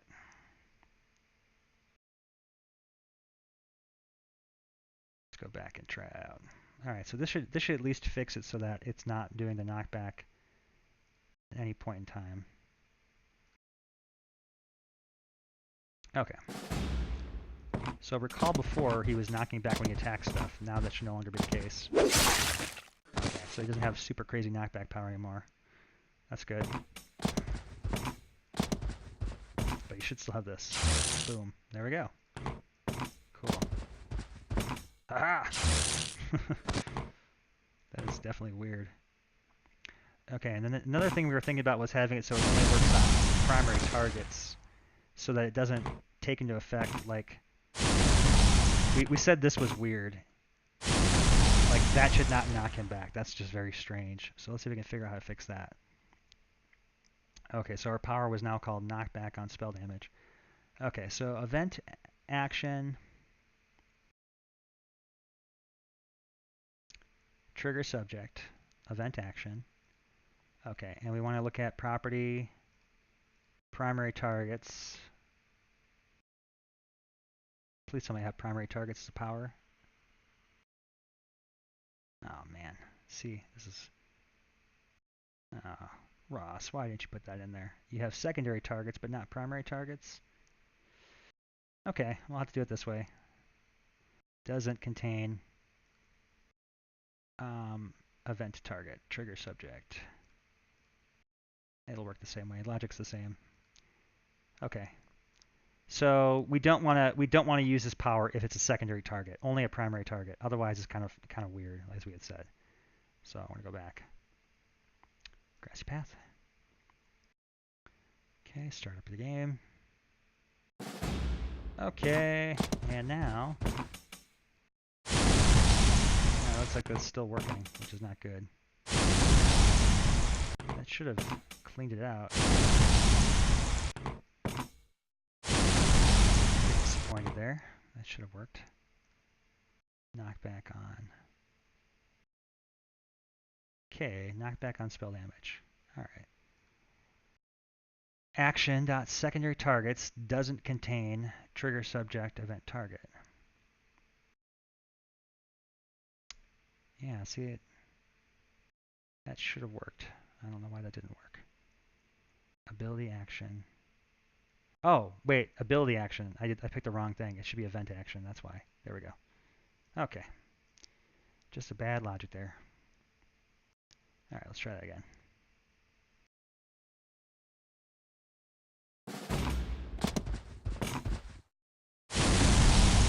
There we go. That's much better. Okay, see? So now he did not get knocked back, but he should still get knocked back.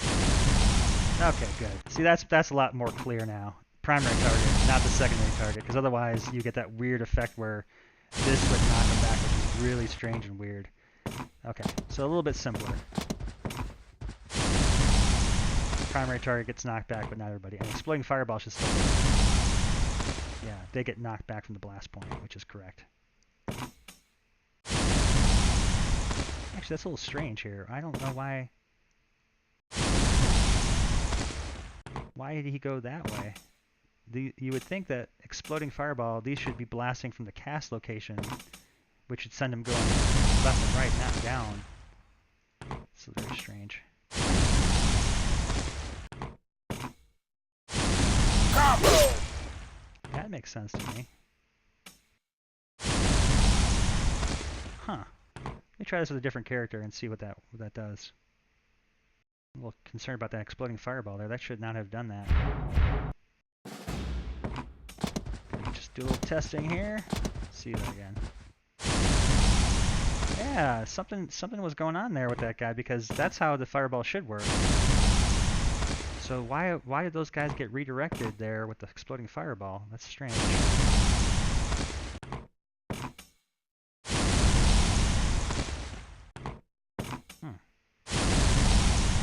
So this battle mage is still having an effect on these guys over here with that exploding fireball, which is weird, because they should not have been bouncing over there. It's a little bit strange. Weird. Alright, give me a right hand. Let's see what happens now if I do this. Huh.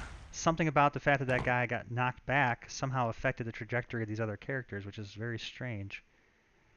Oh, okay, I'm thinking why. It looks like exploding fireball redirected them from the location of where this guy was. Okay, that's interesting. Let's go back to exploding fireball here. I gotta fix that spell now. Exploding fireball.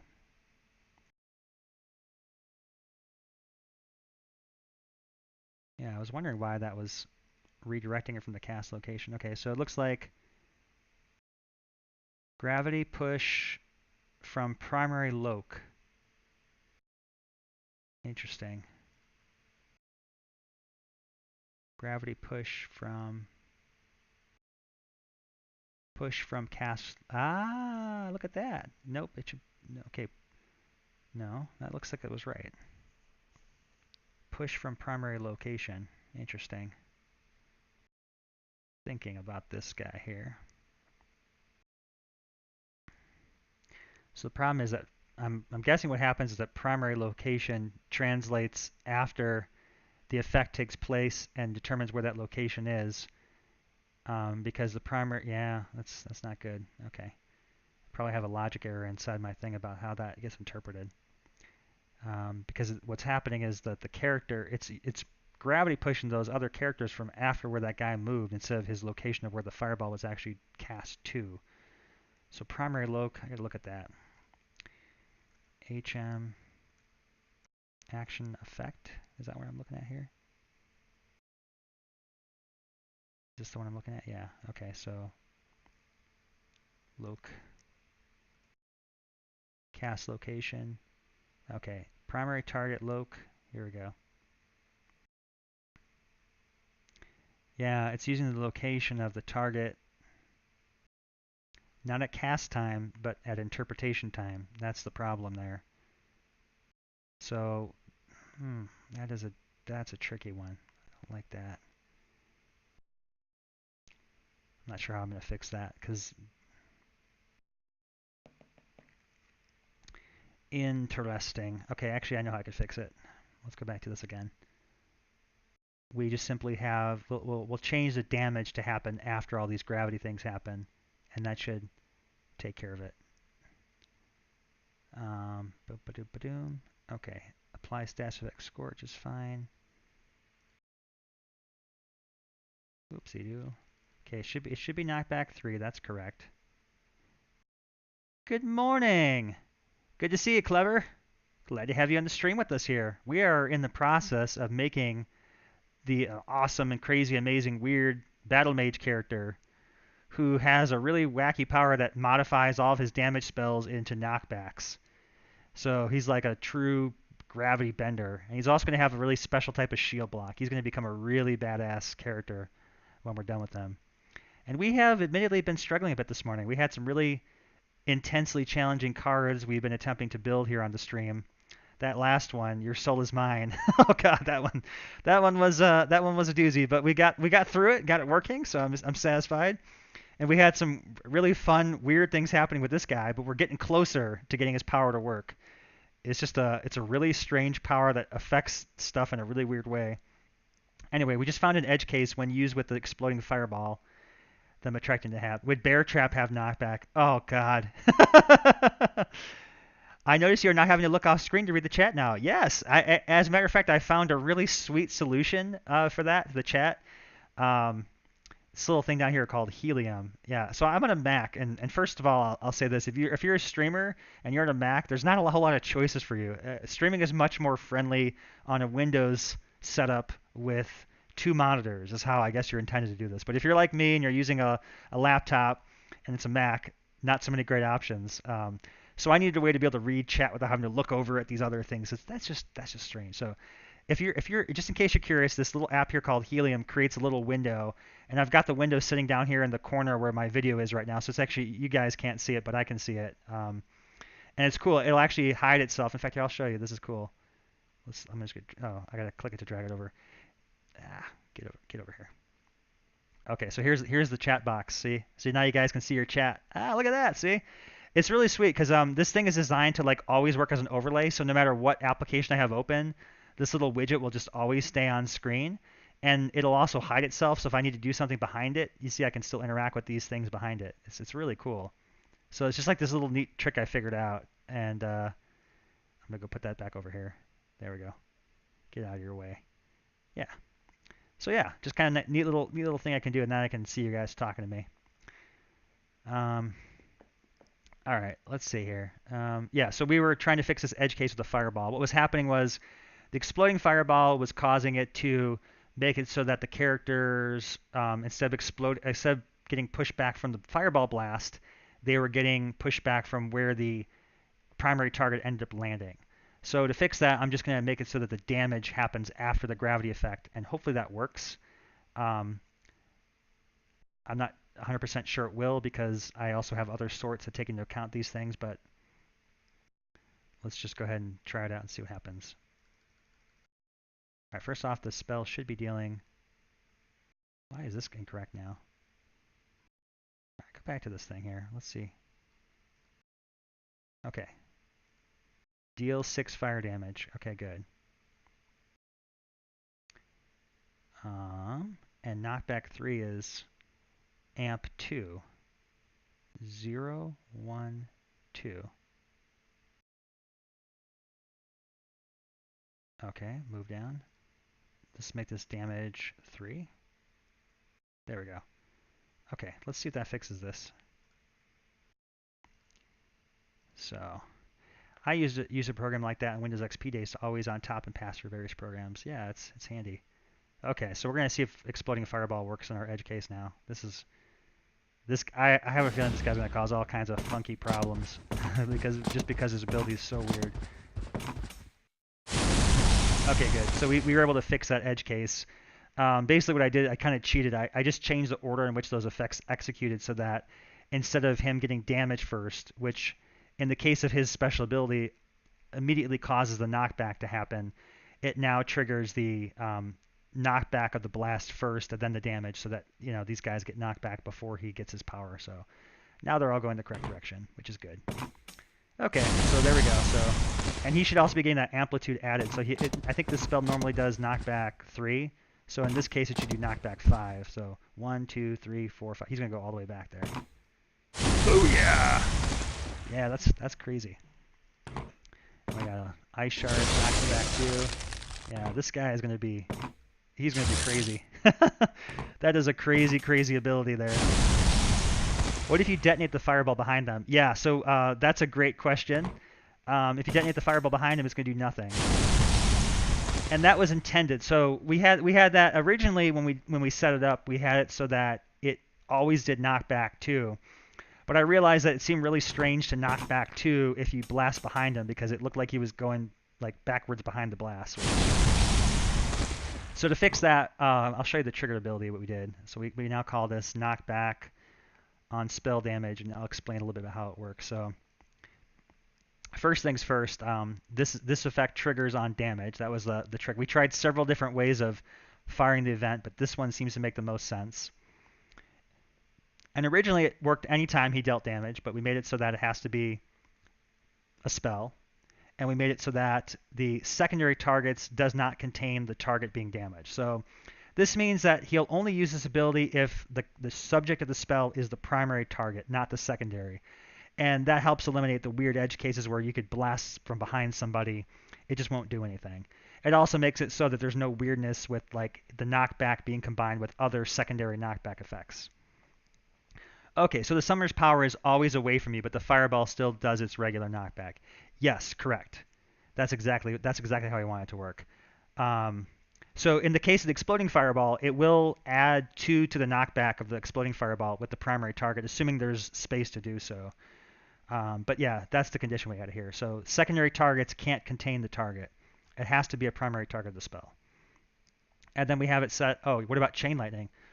Oh yeah, what about chain lightning? Yeah, only the first dude. Yeah. See, chain lightning will depend upon this actually. So there's the contact spell, and yes, I think with the way we set this up, there's action contacts and there's action type. So I'm thinking that we're gonna have to test it out and find out. And then the other thing I put on here was execute on trigger. So this actually executes immediately in line with the regular effect being executed. So any kind of spell, as soon as it applies a damage effect, he will then apply the knockback immediately as a secondary effect. So this bypasses the regular command chain. It basically just like modifies. It actually literally transforms the spell into a different type of spell, which is kind of crazy.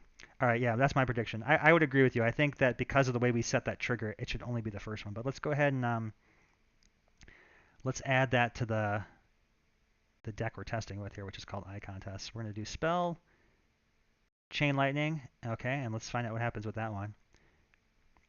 Yeah, for that matter, let's also go ahead and add in something like a Meteor Shower, because Meteor Shower also uses primary targeting. So we may need to add some additional constraints for, like, maybe it should only knock back if the primary target count is 1, and I'll explain that one as well.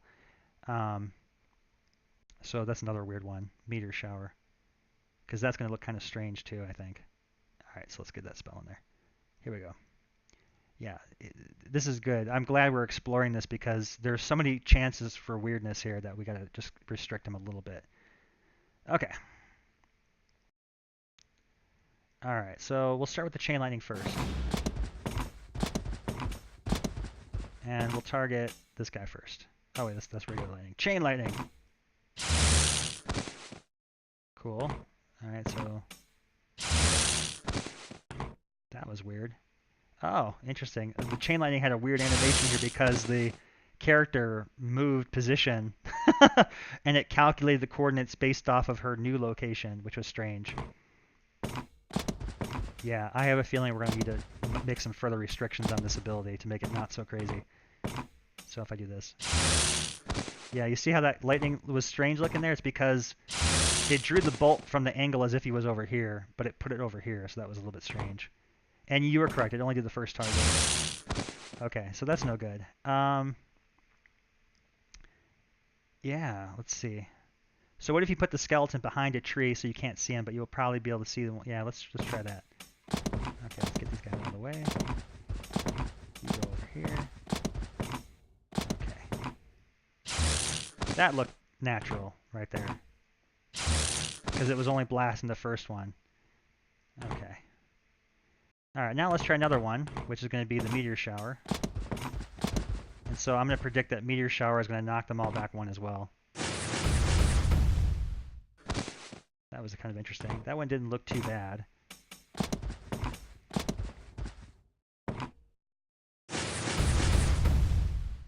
That's actually kind of cool.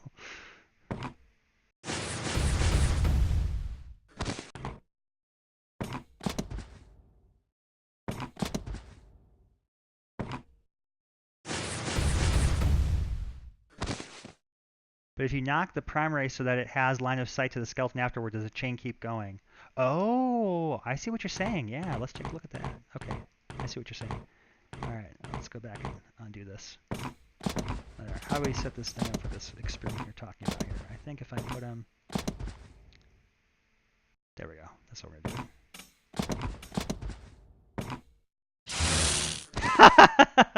Yeah, it did. Look at that. It knocked him into range of sight, so it actually worked. But it looked really bad because it arced the lightning from the cast location instead of his actual location, which was strange. The animation is not happy with the chain works. Absolutely, it does. Yeah. I'm trying to think, you know, if we can fix the animation, it might not be so bad. Because it actually is kind of a cool way to use that power now. So why is that happening? Let's go look at the Chain Lightning spell. This could be simply a matter of determining when that happens. Spells. Chain Lightning. Stack problems, yeah. Okay, so... yeah, okay. Use action triggered. Remove chains on target. This one I don't know if we're going to be able to fix, because what's actually happening here is that it's... in order to create those arcing chains, it's actually using an action...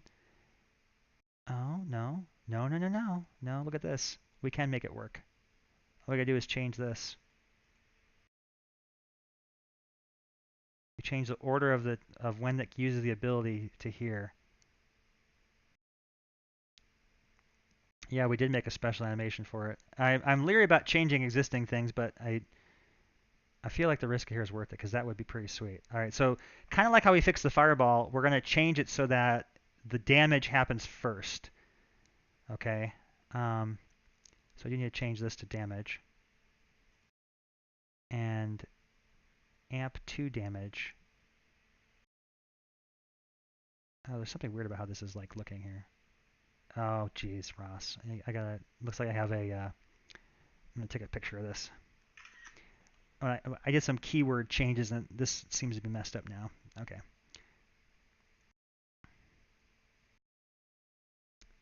Amp. Okay, I'll go back to this again. AMP2, 012.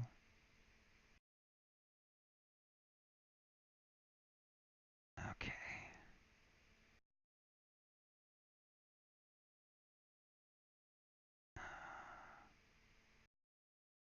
Delete that.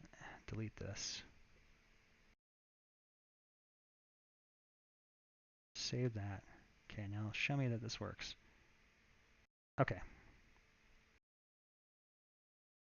We're going to test it again, and this time we've changed it so that the damage happens first.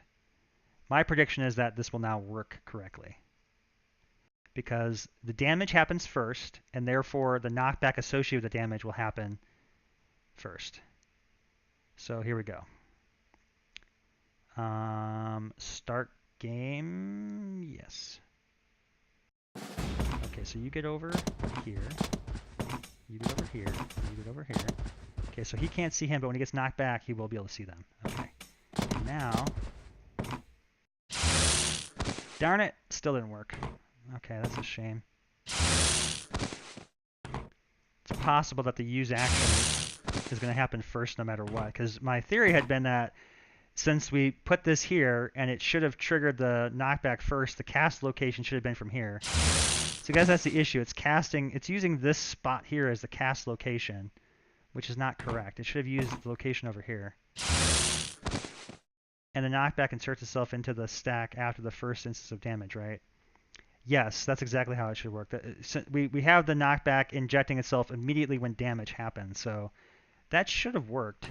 So my guess is that even though we changed the action order, it's somehow still prioritizing the other order. I do have cases where, and in fact, that may be what's, I'm not sure. We're going to have to look at that. I got to look at the action effect now. There's a specific thing where I determine the action order. Here we go. Yeah. It's this guy right here. Calculate sort order. So there's cases where I manually go ahead and control sort order regardless of how I set it in the editor, and that's so that certain effects, when they're combined, will work correctly. There's lots of weird cases where we combine effects, like when we give people abilities to, like equipment to give them knockback. Those things all have to work together in order for it to function as it should. Is it possible the animation is attached to the square, not the unit, and the animation immediately starts after the knockback resolves? Yeah, it's possible. So I'm taking a look here to see how these are working. So we've got def effect type.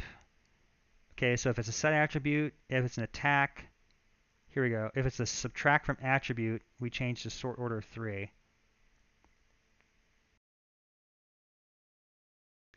Anything else would be sort order 4. So gravity gets sorted as 4. Subtract from attribute is 3. That would be the damage right there. All right, so I don't see anything here that would indicate why that would change the cast order. And then sort order equals original index. Do do do do do do do do do do do do do. Let's go back to that spell again. Chain lightning. Okay.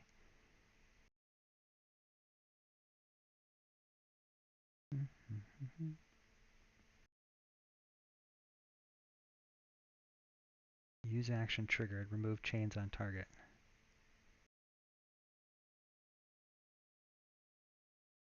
Who's using the action? This character should be using the action, is what this is saying. Alright, let's look at use action. I'm slightly sorry for breaking your new summoner, but also slightly proud. You should be proud. That's exactly why we do this thing. I would never figure out all these weird cases on my own. Alright, let's look at use action effect. So here's the use action effect. Okay, assign user. I'm still feeling like it should be working. I don't know why that didn't fix it. Something is still changing the cast order so it's not taking into effect its current spot. Because if it was actually there, it should have worked. I think it's something to do with this thing over here, like I was saying before. Gravity happens before damage? No, damage, then gravity. Looks like it's how it works. Damage, then gravity. That's weird.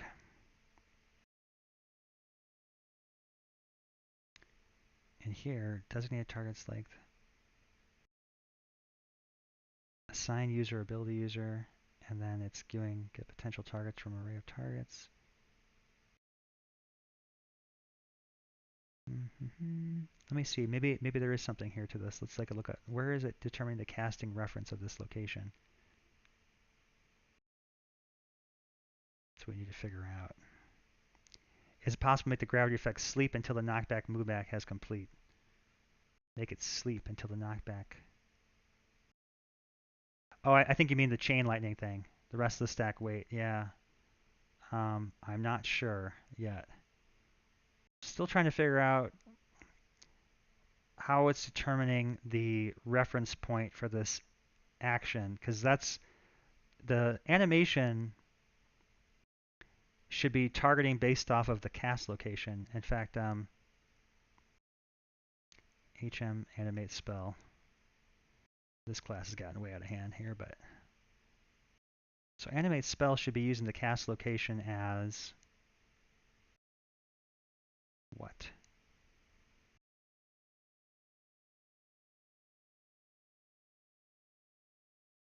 And actually, it's the HM. Here we go. Start point. That's what we're looking for here, the start point. Do we have a start point defined? Okay, the start point is the ability user location diff. That's where it's determining the starting location of the character. Interesting. This could be part of the problem. Location diff. Okay.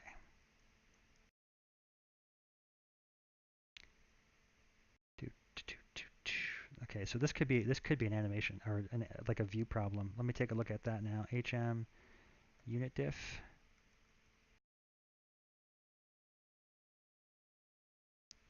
Location diff.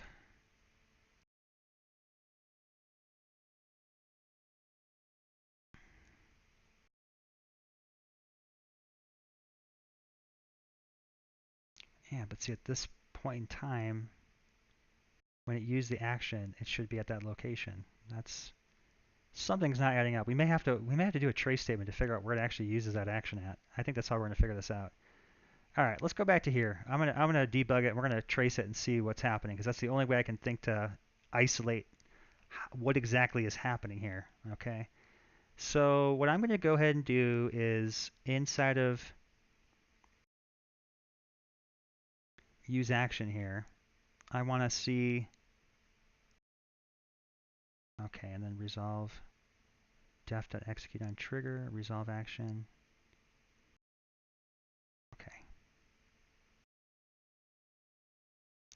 Okay, we're going to do trace, use action effect, and then we're going to say action.name, caster location. All right, and we're going to say plus. And we want to do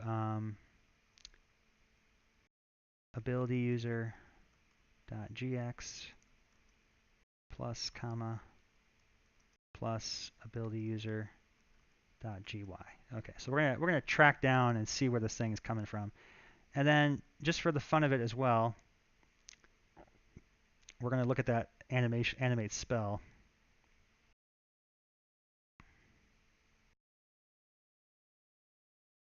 Okay, trace animate spell, and this is going to be, do we have a thing for this that says action name? Yeah, we go. Event.action.name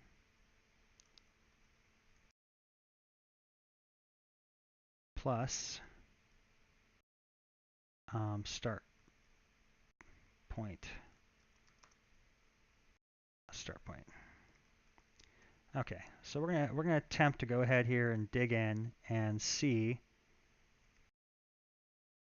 what is being tracked as that result. And then the last thing I want to check is that action order because I'd like to know what's executing first. So let's go into our HM action again. And I want to look at execute effects. Right, okay.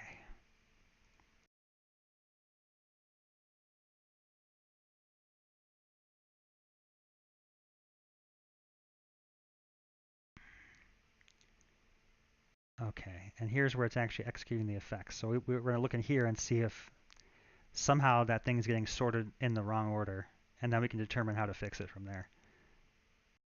Yeah, see, by using, I can directly control this effect order. That's what I'm saying there. Okay.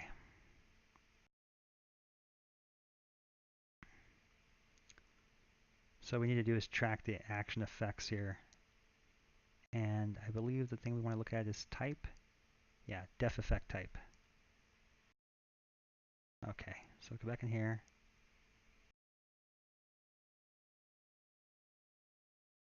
Action.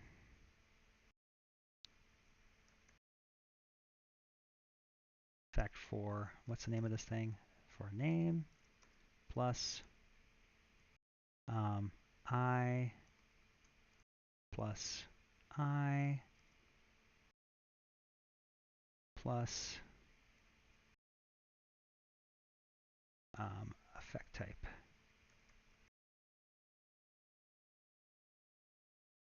Action effect dot, and I believe what we call that thing here again, it was called def effect type. That's what I want to know. Okay, so we're going to look at and try and determine what's causing it. If it's the order getting sorted out of the way, I feel like that's got to be what it is. I feel like this is going to be the answer, but we're going to find out. Okay, wow. We got 20 minutes to solve this thing here. Can we do it? Can we do it? I hope so. Close her down. Okay, let's fire this up. This is a real tricky one.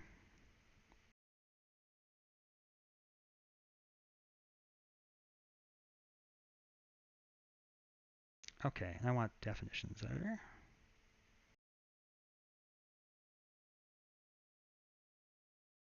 Okay, debug. All right. Yeah. A little stretch while we compile. Yeah, that's good. All right. Well, this has been quite a challenging stream so far. For anybody new who's just joining, we're attempting to build Antares the Battle Mage. He is a unique summoner with the power to modify all of his damage spells to give them knockback ability. It's a really sick, amazing power. It's going to be awesome. And we've just found a really weird edge case thanks to Clever, who's a master of edge cases here. And we're attempting to figure out why this is happening because I thought we had a solution that should have fixed it, and it turns out it did not fix it at all. So once again, we're going to go back to the grassy path here. And the weirdness is that we're seeing a chain lightning. The joy of debugging. It's like trying to solve a murder mystery where you're also the murderer. Yes. That's a good analogy. Okay, so firing up the game here. And we're gonna rig everybody into place here for our little test. So what we did was we put you over here. So the cool thing is the spell is working as we would want it to. It's just that it's not animating correctly. All right, and I'm going to clear the current trace log here. Okay, and then I'm going to go back into here and I'm going to zap them. So the problem was that that cast location should have been from over here. If it had done that correctly, it would have beamed the next chain to over here. Okay, so let's take a look at our trace statement now and see what we can find. Okay, put that in here. Okay, so what's that thing I want to search for here? It's called action effect 4. Let's take a look at this. That's my first guess as to where this is happening. Okay, chain lightning.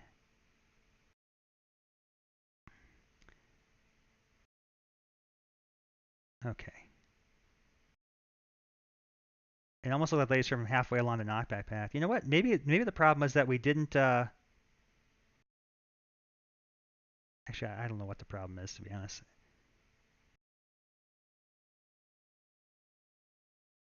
All right.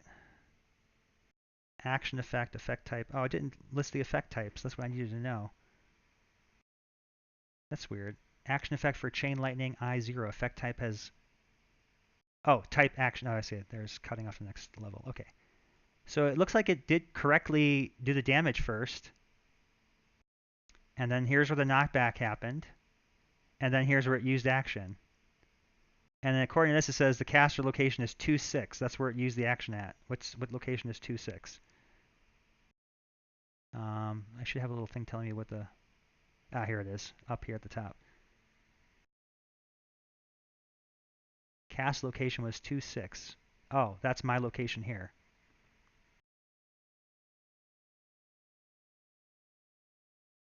Well, that's weird. Why would the cast location be him? I guess that was the first chain lightning hop. Okay, so maybe we didn't track that correctly. Let's go back in here again. Use action effect. Remove chains. Oh, remove chains. Cast location 2-6. And then action effect 2. Apply status effect.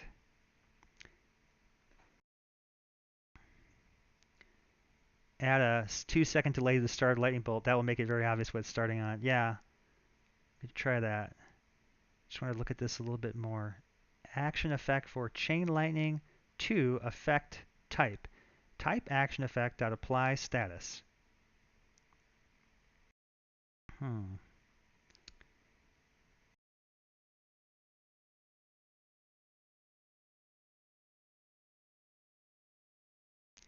Actually, I guess something that's occurring to me here is that maybe we're thinking of this the wrong way. It's the cast location on the affix. Is that what's happening here? All right, okay, let's start this over again. The first thing that happened was we had chain lightning. We did a subtract. The gravity happened. So what's actually creating the animation for that second lightning bolt? Because that second lightning bolt. Let's do this again. Okay. So it cast the second lightning bolt from this location here. That's the issue. Let's go back to that. The other thing we needed to check was the.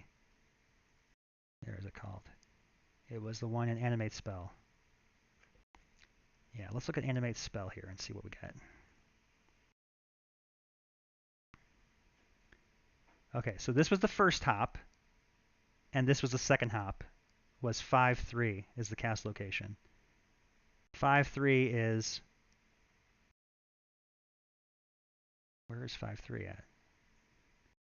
That says x is 5, y is 3. But this over here says 3 and 5. That doesn't make any sense to me.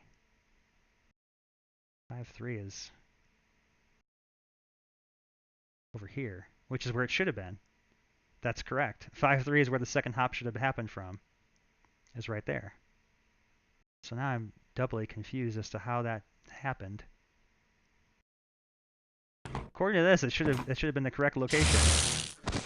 The start location should have been 5-3, which is where he ended up.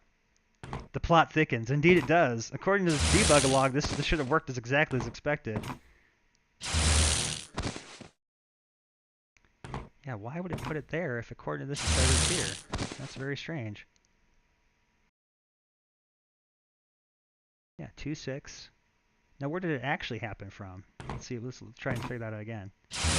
It fired it from 3-5 is where it actually fired it from. That is very strange. According to this debug log, no lightning bolts fired from 3-5. So how did that happen? That is so weird.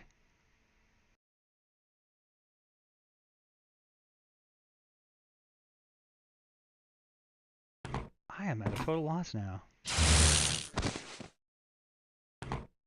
Let's try and I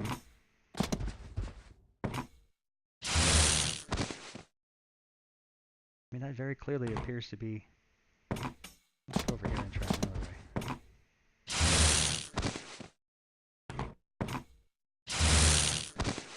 trying to think if there was something else with it. I'm looking at the pattern of the lightning bolt here. That goes over there.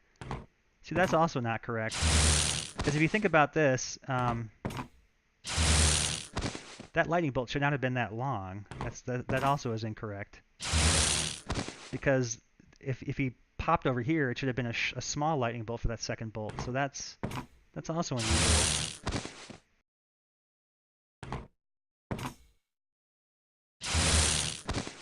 Maybe it's something else with the lightning bolt. Yeah, the end of the lightning is correct relative to where the dude. Yeah, the end of the lightning is correct, but it's the distance of that lightning bolt is wrong because it should have been a small arc. He landed over here, and you would expect that would have been, but the animation hasn't moved. Yeah, so see if you took this lightning bolt and transposed over here, that's totally the wrong length of the lightning bolt. Let's go back to our original location over here. So if we go over here again, see, I can't tell how long that lightning bolt is over there because of that, but here, let's try it over here. Yeah, see, that definitely is too long of a lightning bolt because, let's see. Yeah, from over here,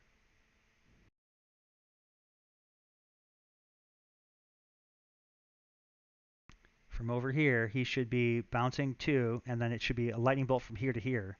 And look at how big that lightning bolt is. That lightning bolt is way, way longer than it's going off the screen, so that lightning bolt's too long. It's interesting.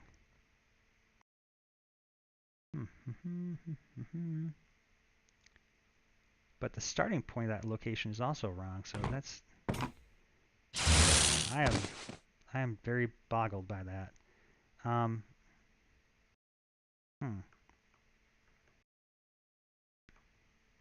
Let's look at that spell again. Maybe there's something we can find another clue in here just looking at it. All right, so use triggered, remove chains, apply status effect, chain lightning 3 on target. Okay, let's look at that order again of those actions. I think that did happen correct. Apply this. Okay, so apply chains, status effects.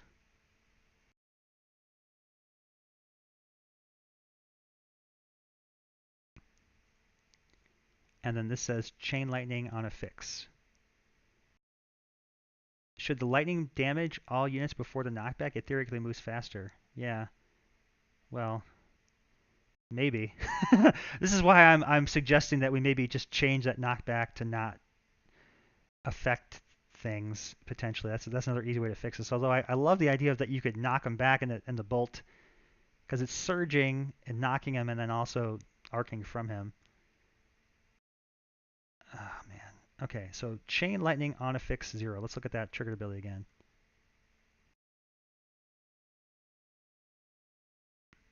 And here's where we have the bolt animation triggering. Okay. So this is using chain lightning animation. Apply status effect chain lightning on target, visible unit.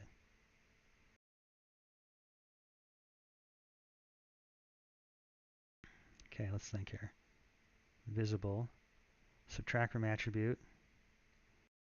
Apply status effect chain lightning to 2 to 1.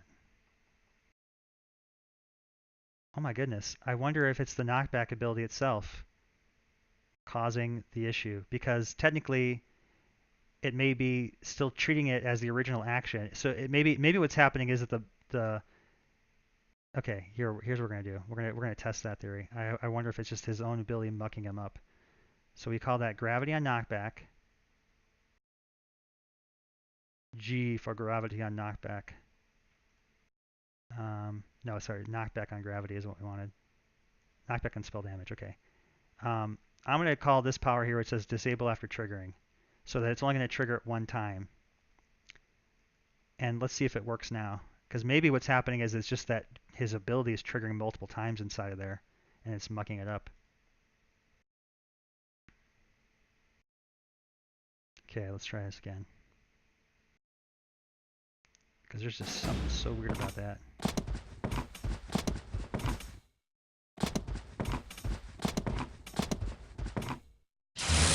Nope, Still, still acting weird.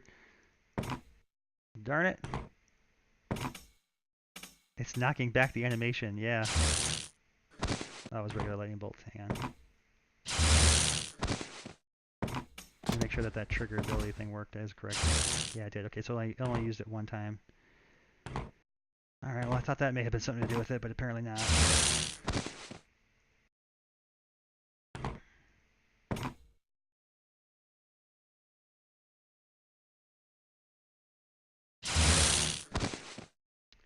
Let's get rid of one of these characters, just so I have an even simpler reference to work with here.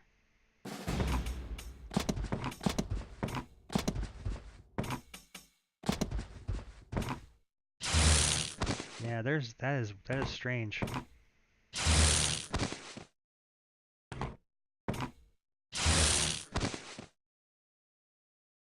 None of that makes sense.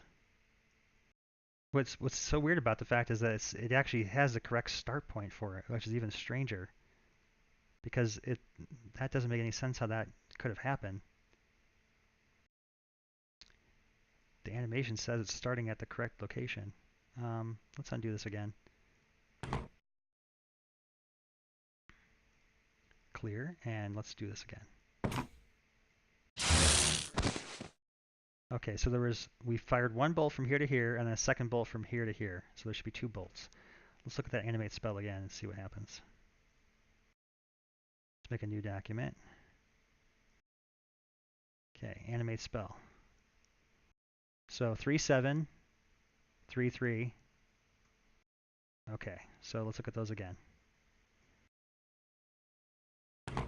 3-7 should be here, and this is 3-3. According to that log, that lightning bolt fired from the correct location, although clearly it did not. I am mind-boggled by this. Ah, frustrating. That is so strange. There's no explanation here, because according to the log, it triggered from the correct location, so I don't know. How did it actually animate from there if it said it was firing from there? That's so weird.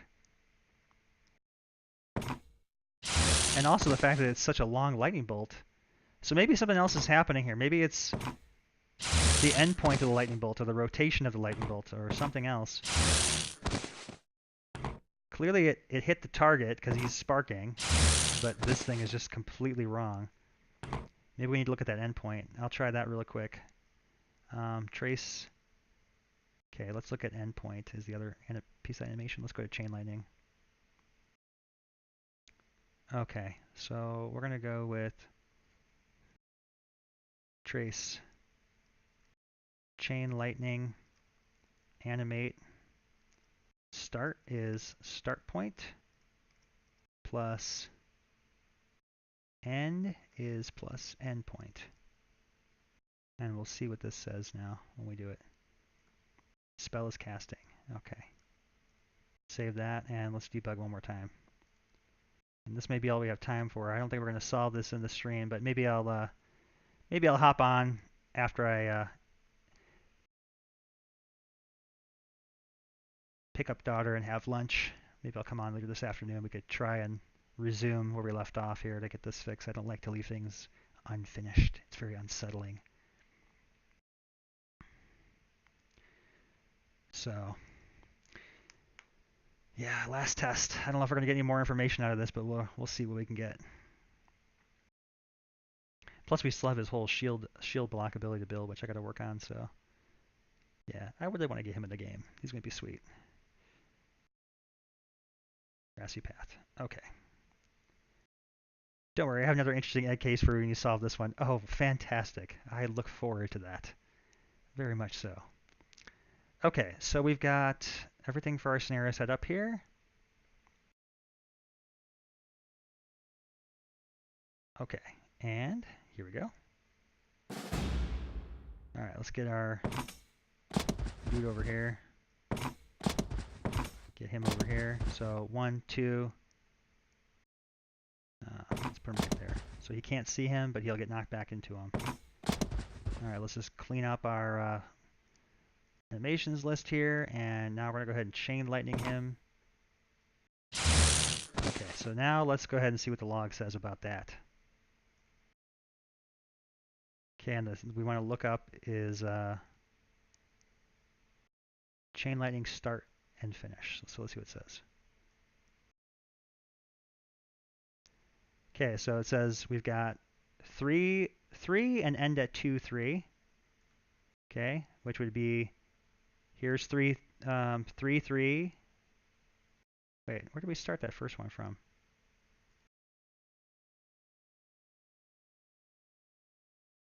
3, 8 is probably where it's at. Yeah. 3, 8, 2, 3, 5, which was here. That's correct. And then the second one fired from 3, 3 to 2, 3. 3, 3 to 2, 3. That is weird. According to this thing, those lightning bolts connected to the correct place. That is not right. Something has happened here that makes this thing broken. That is weird. It is so strange to have the log tell you that it's working and then visually see it's clearly not. That is very strange. And that lightning bolt didn't even have the right distance to it, so there's something very, very strange about that. In any case, it is time to end the stream. I apologize. We did not get to finish our amazing battle mage here, but as I said, I'll make an effort to come on later today and do like a stream part 2. So I'll give you guys a heads up on Discord when I'm coming back for the second part of the stream, and we'll get this guy figured out so that I can push our DLC update and get these new cards into the game for you today. All right, thanks again, everybody. I will see you again later today.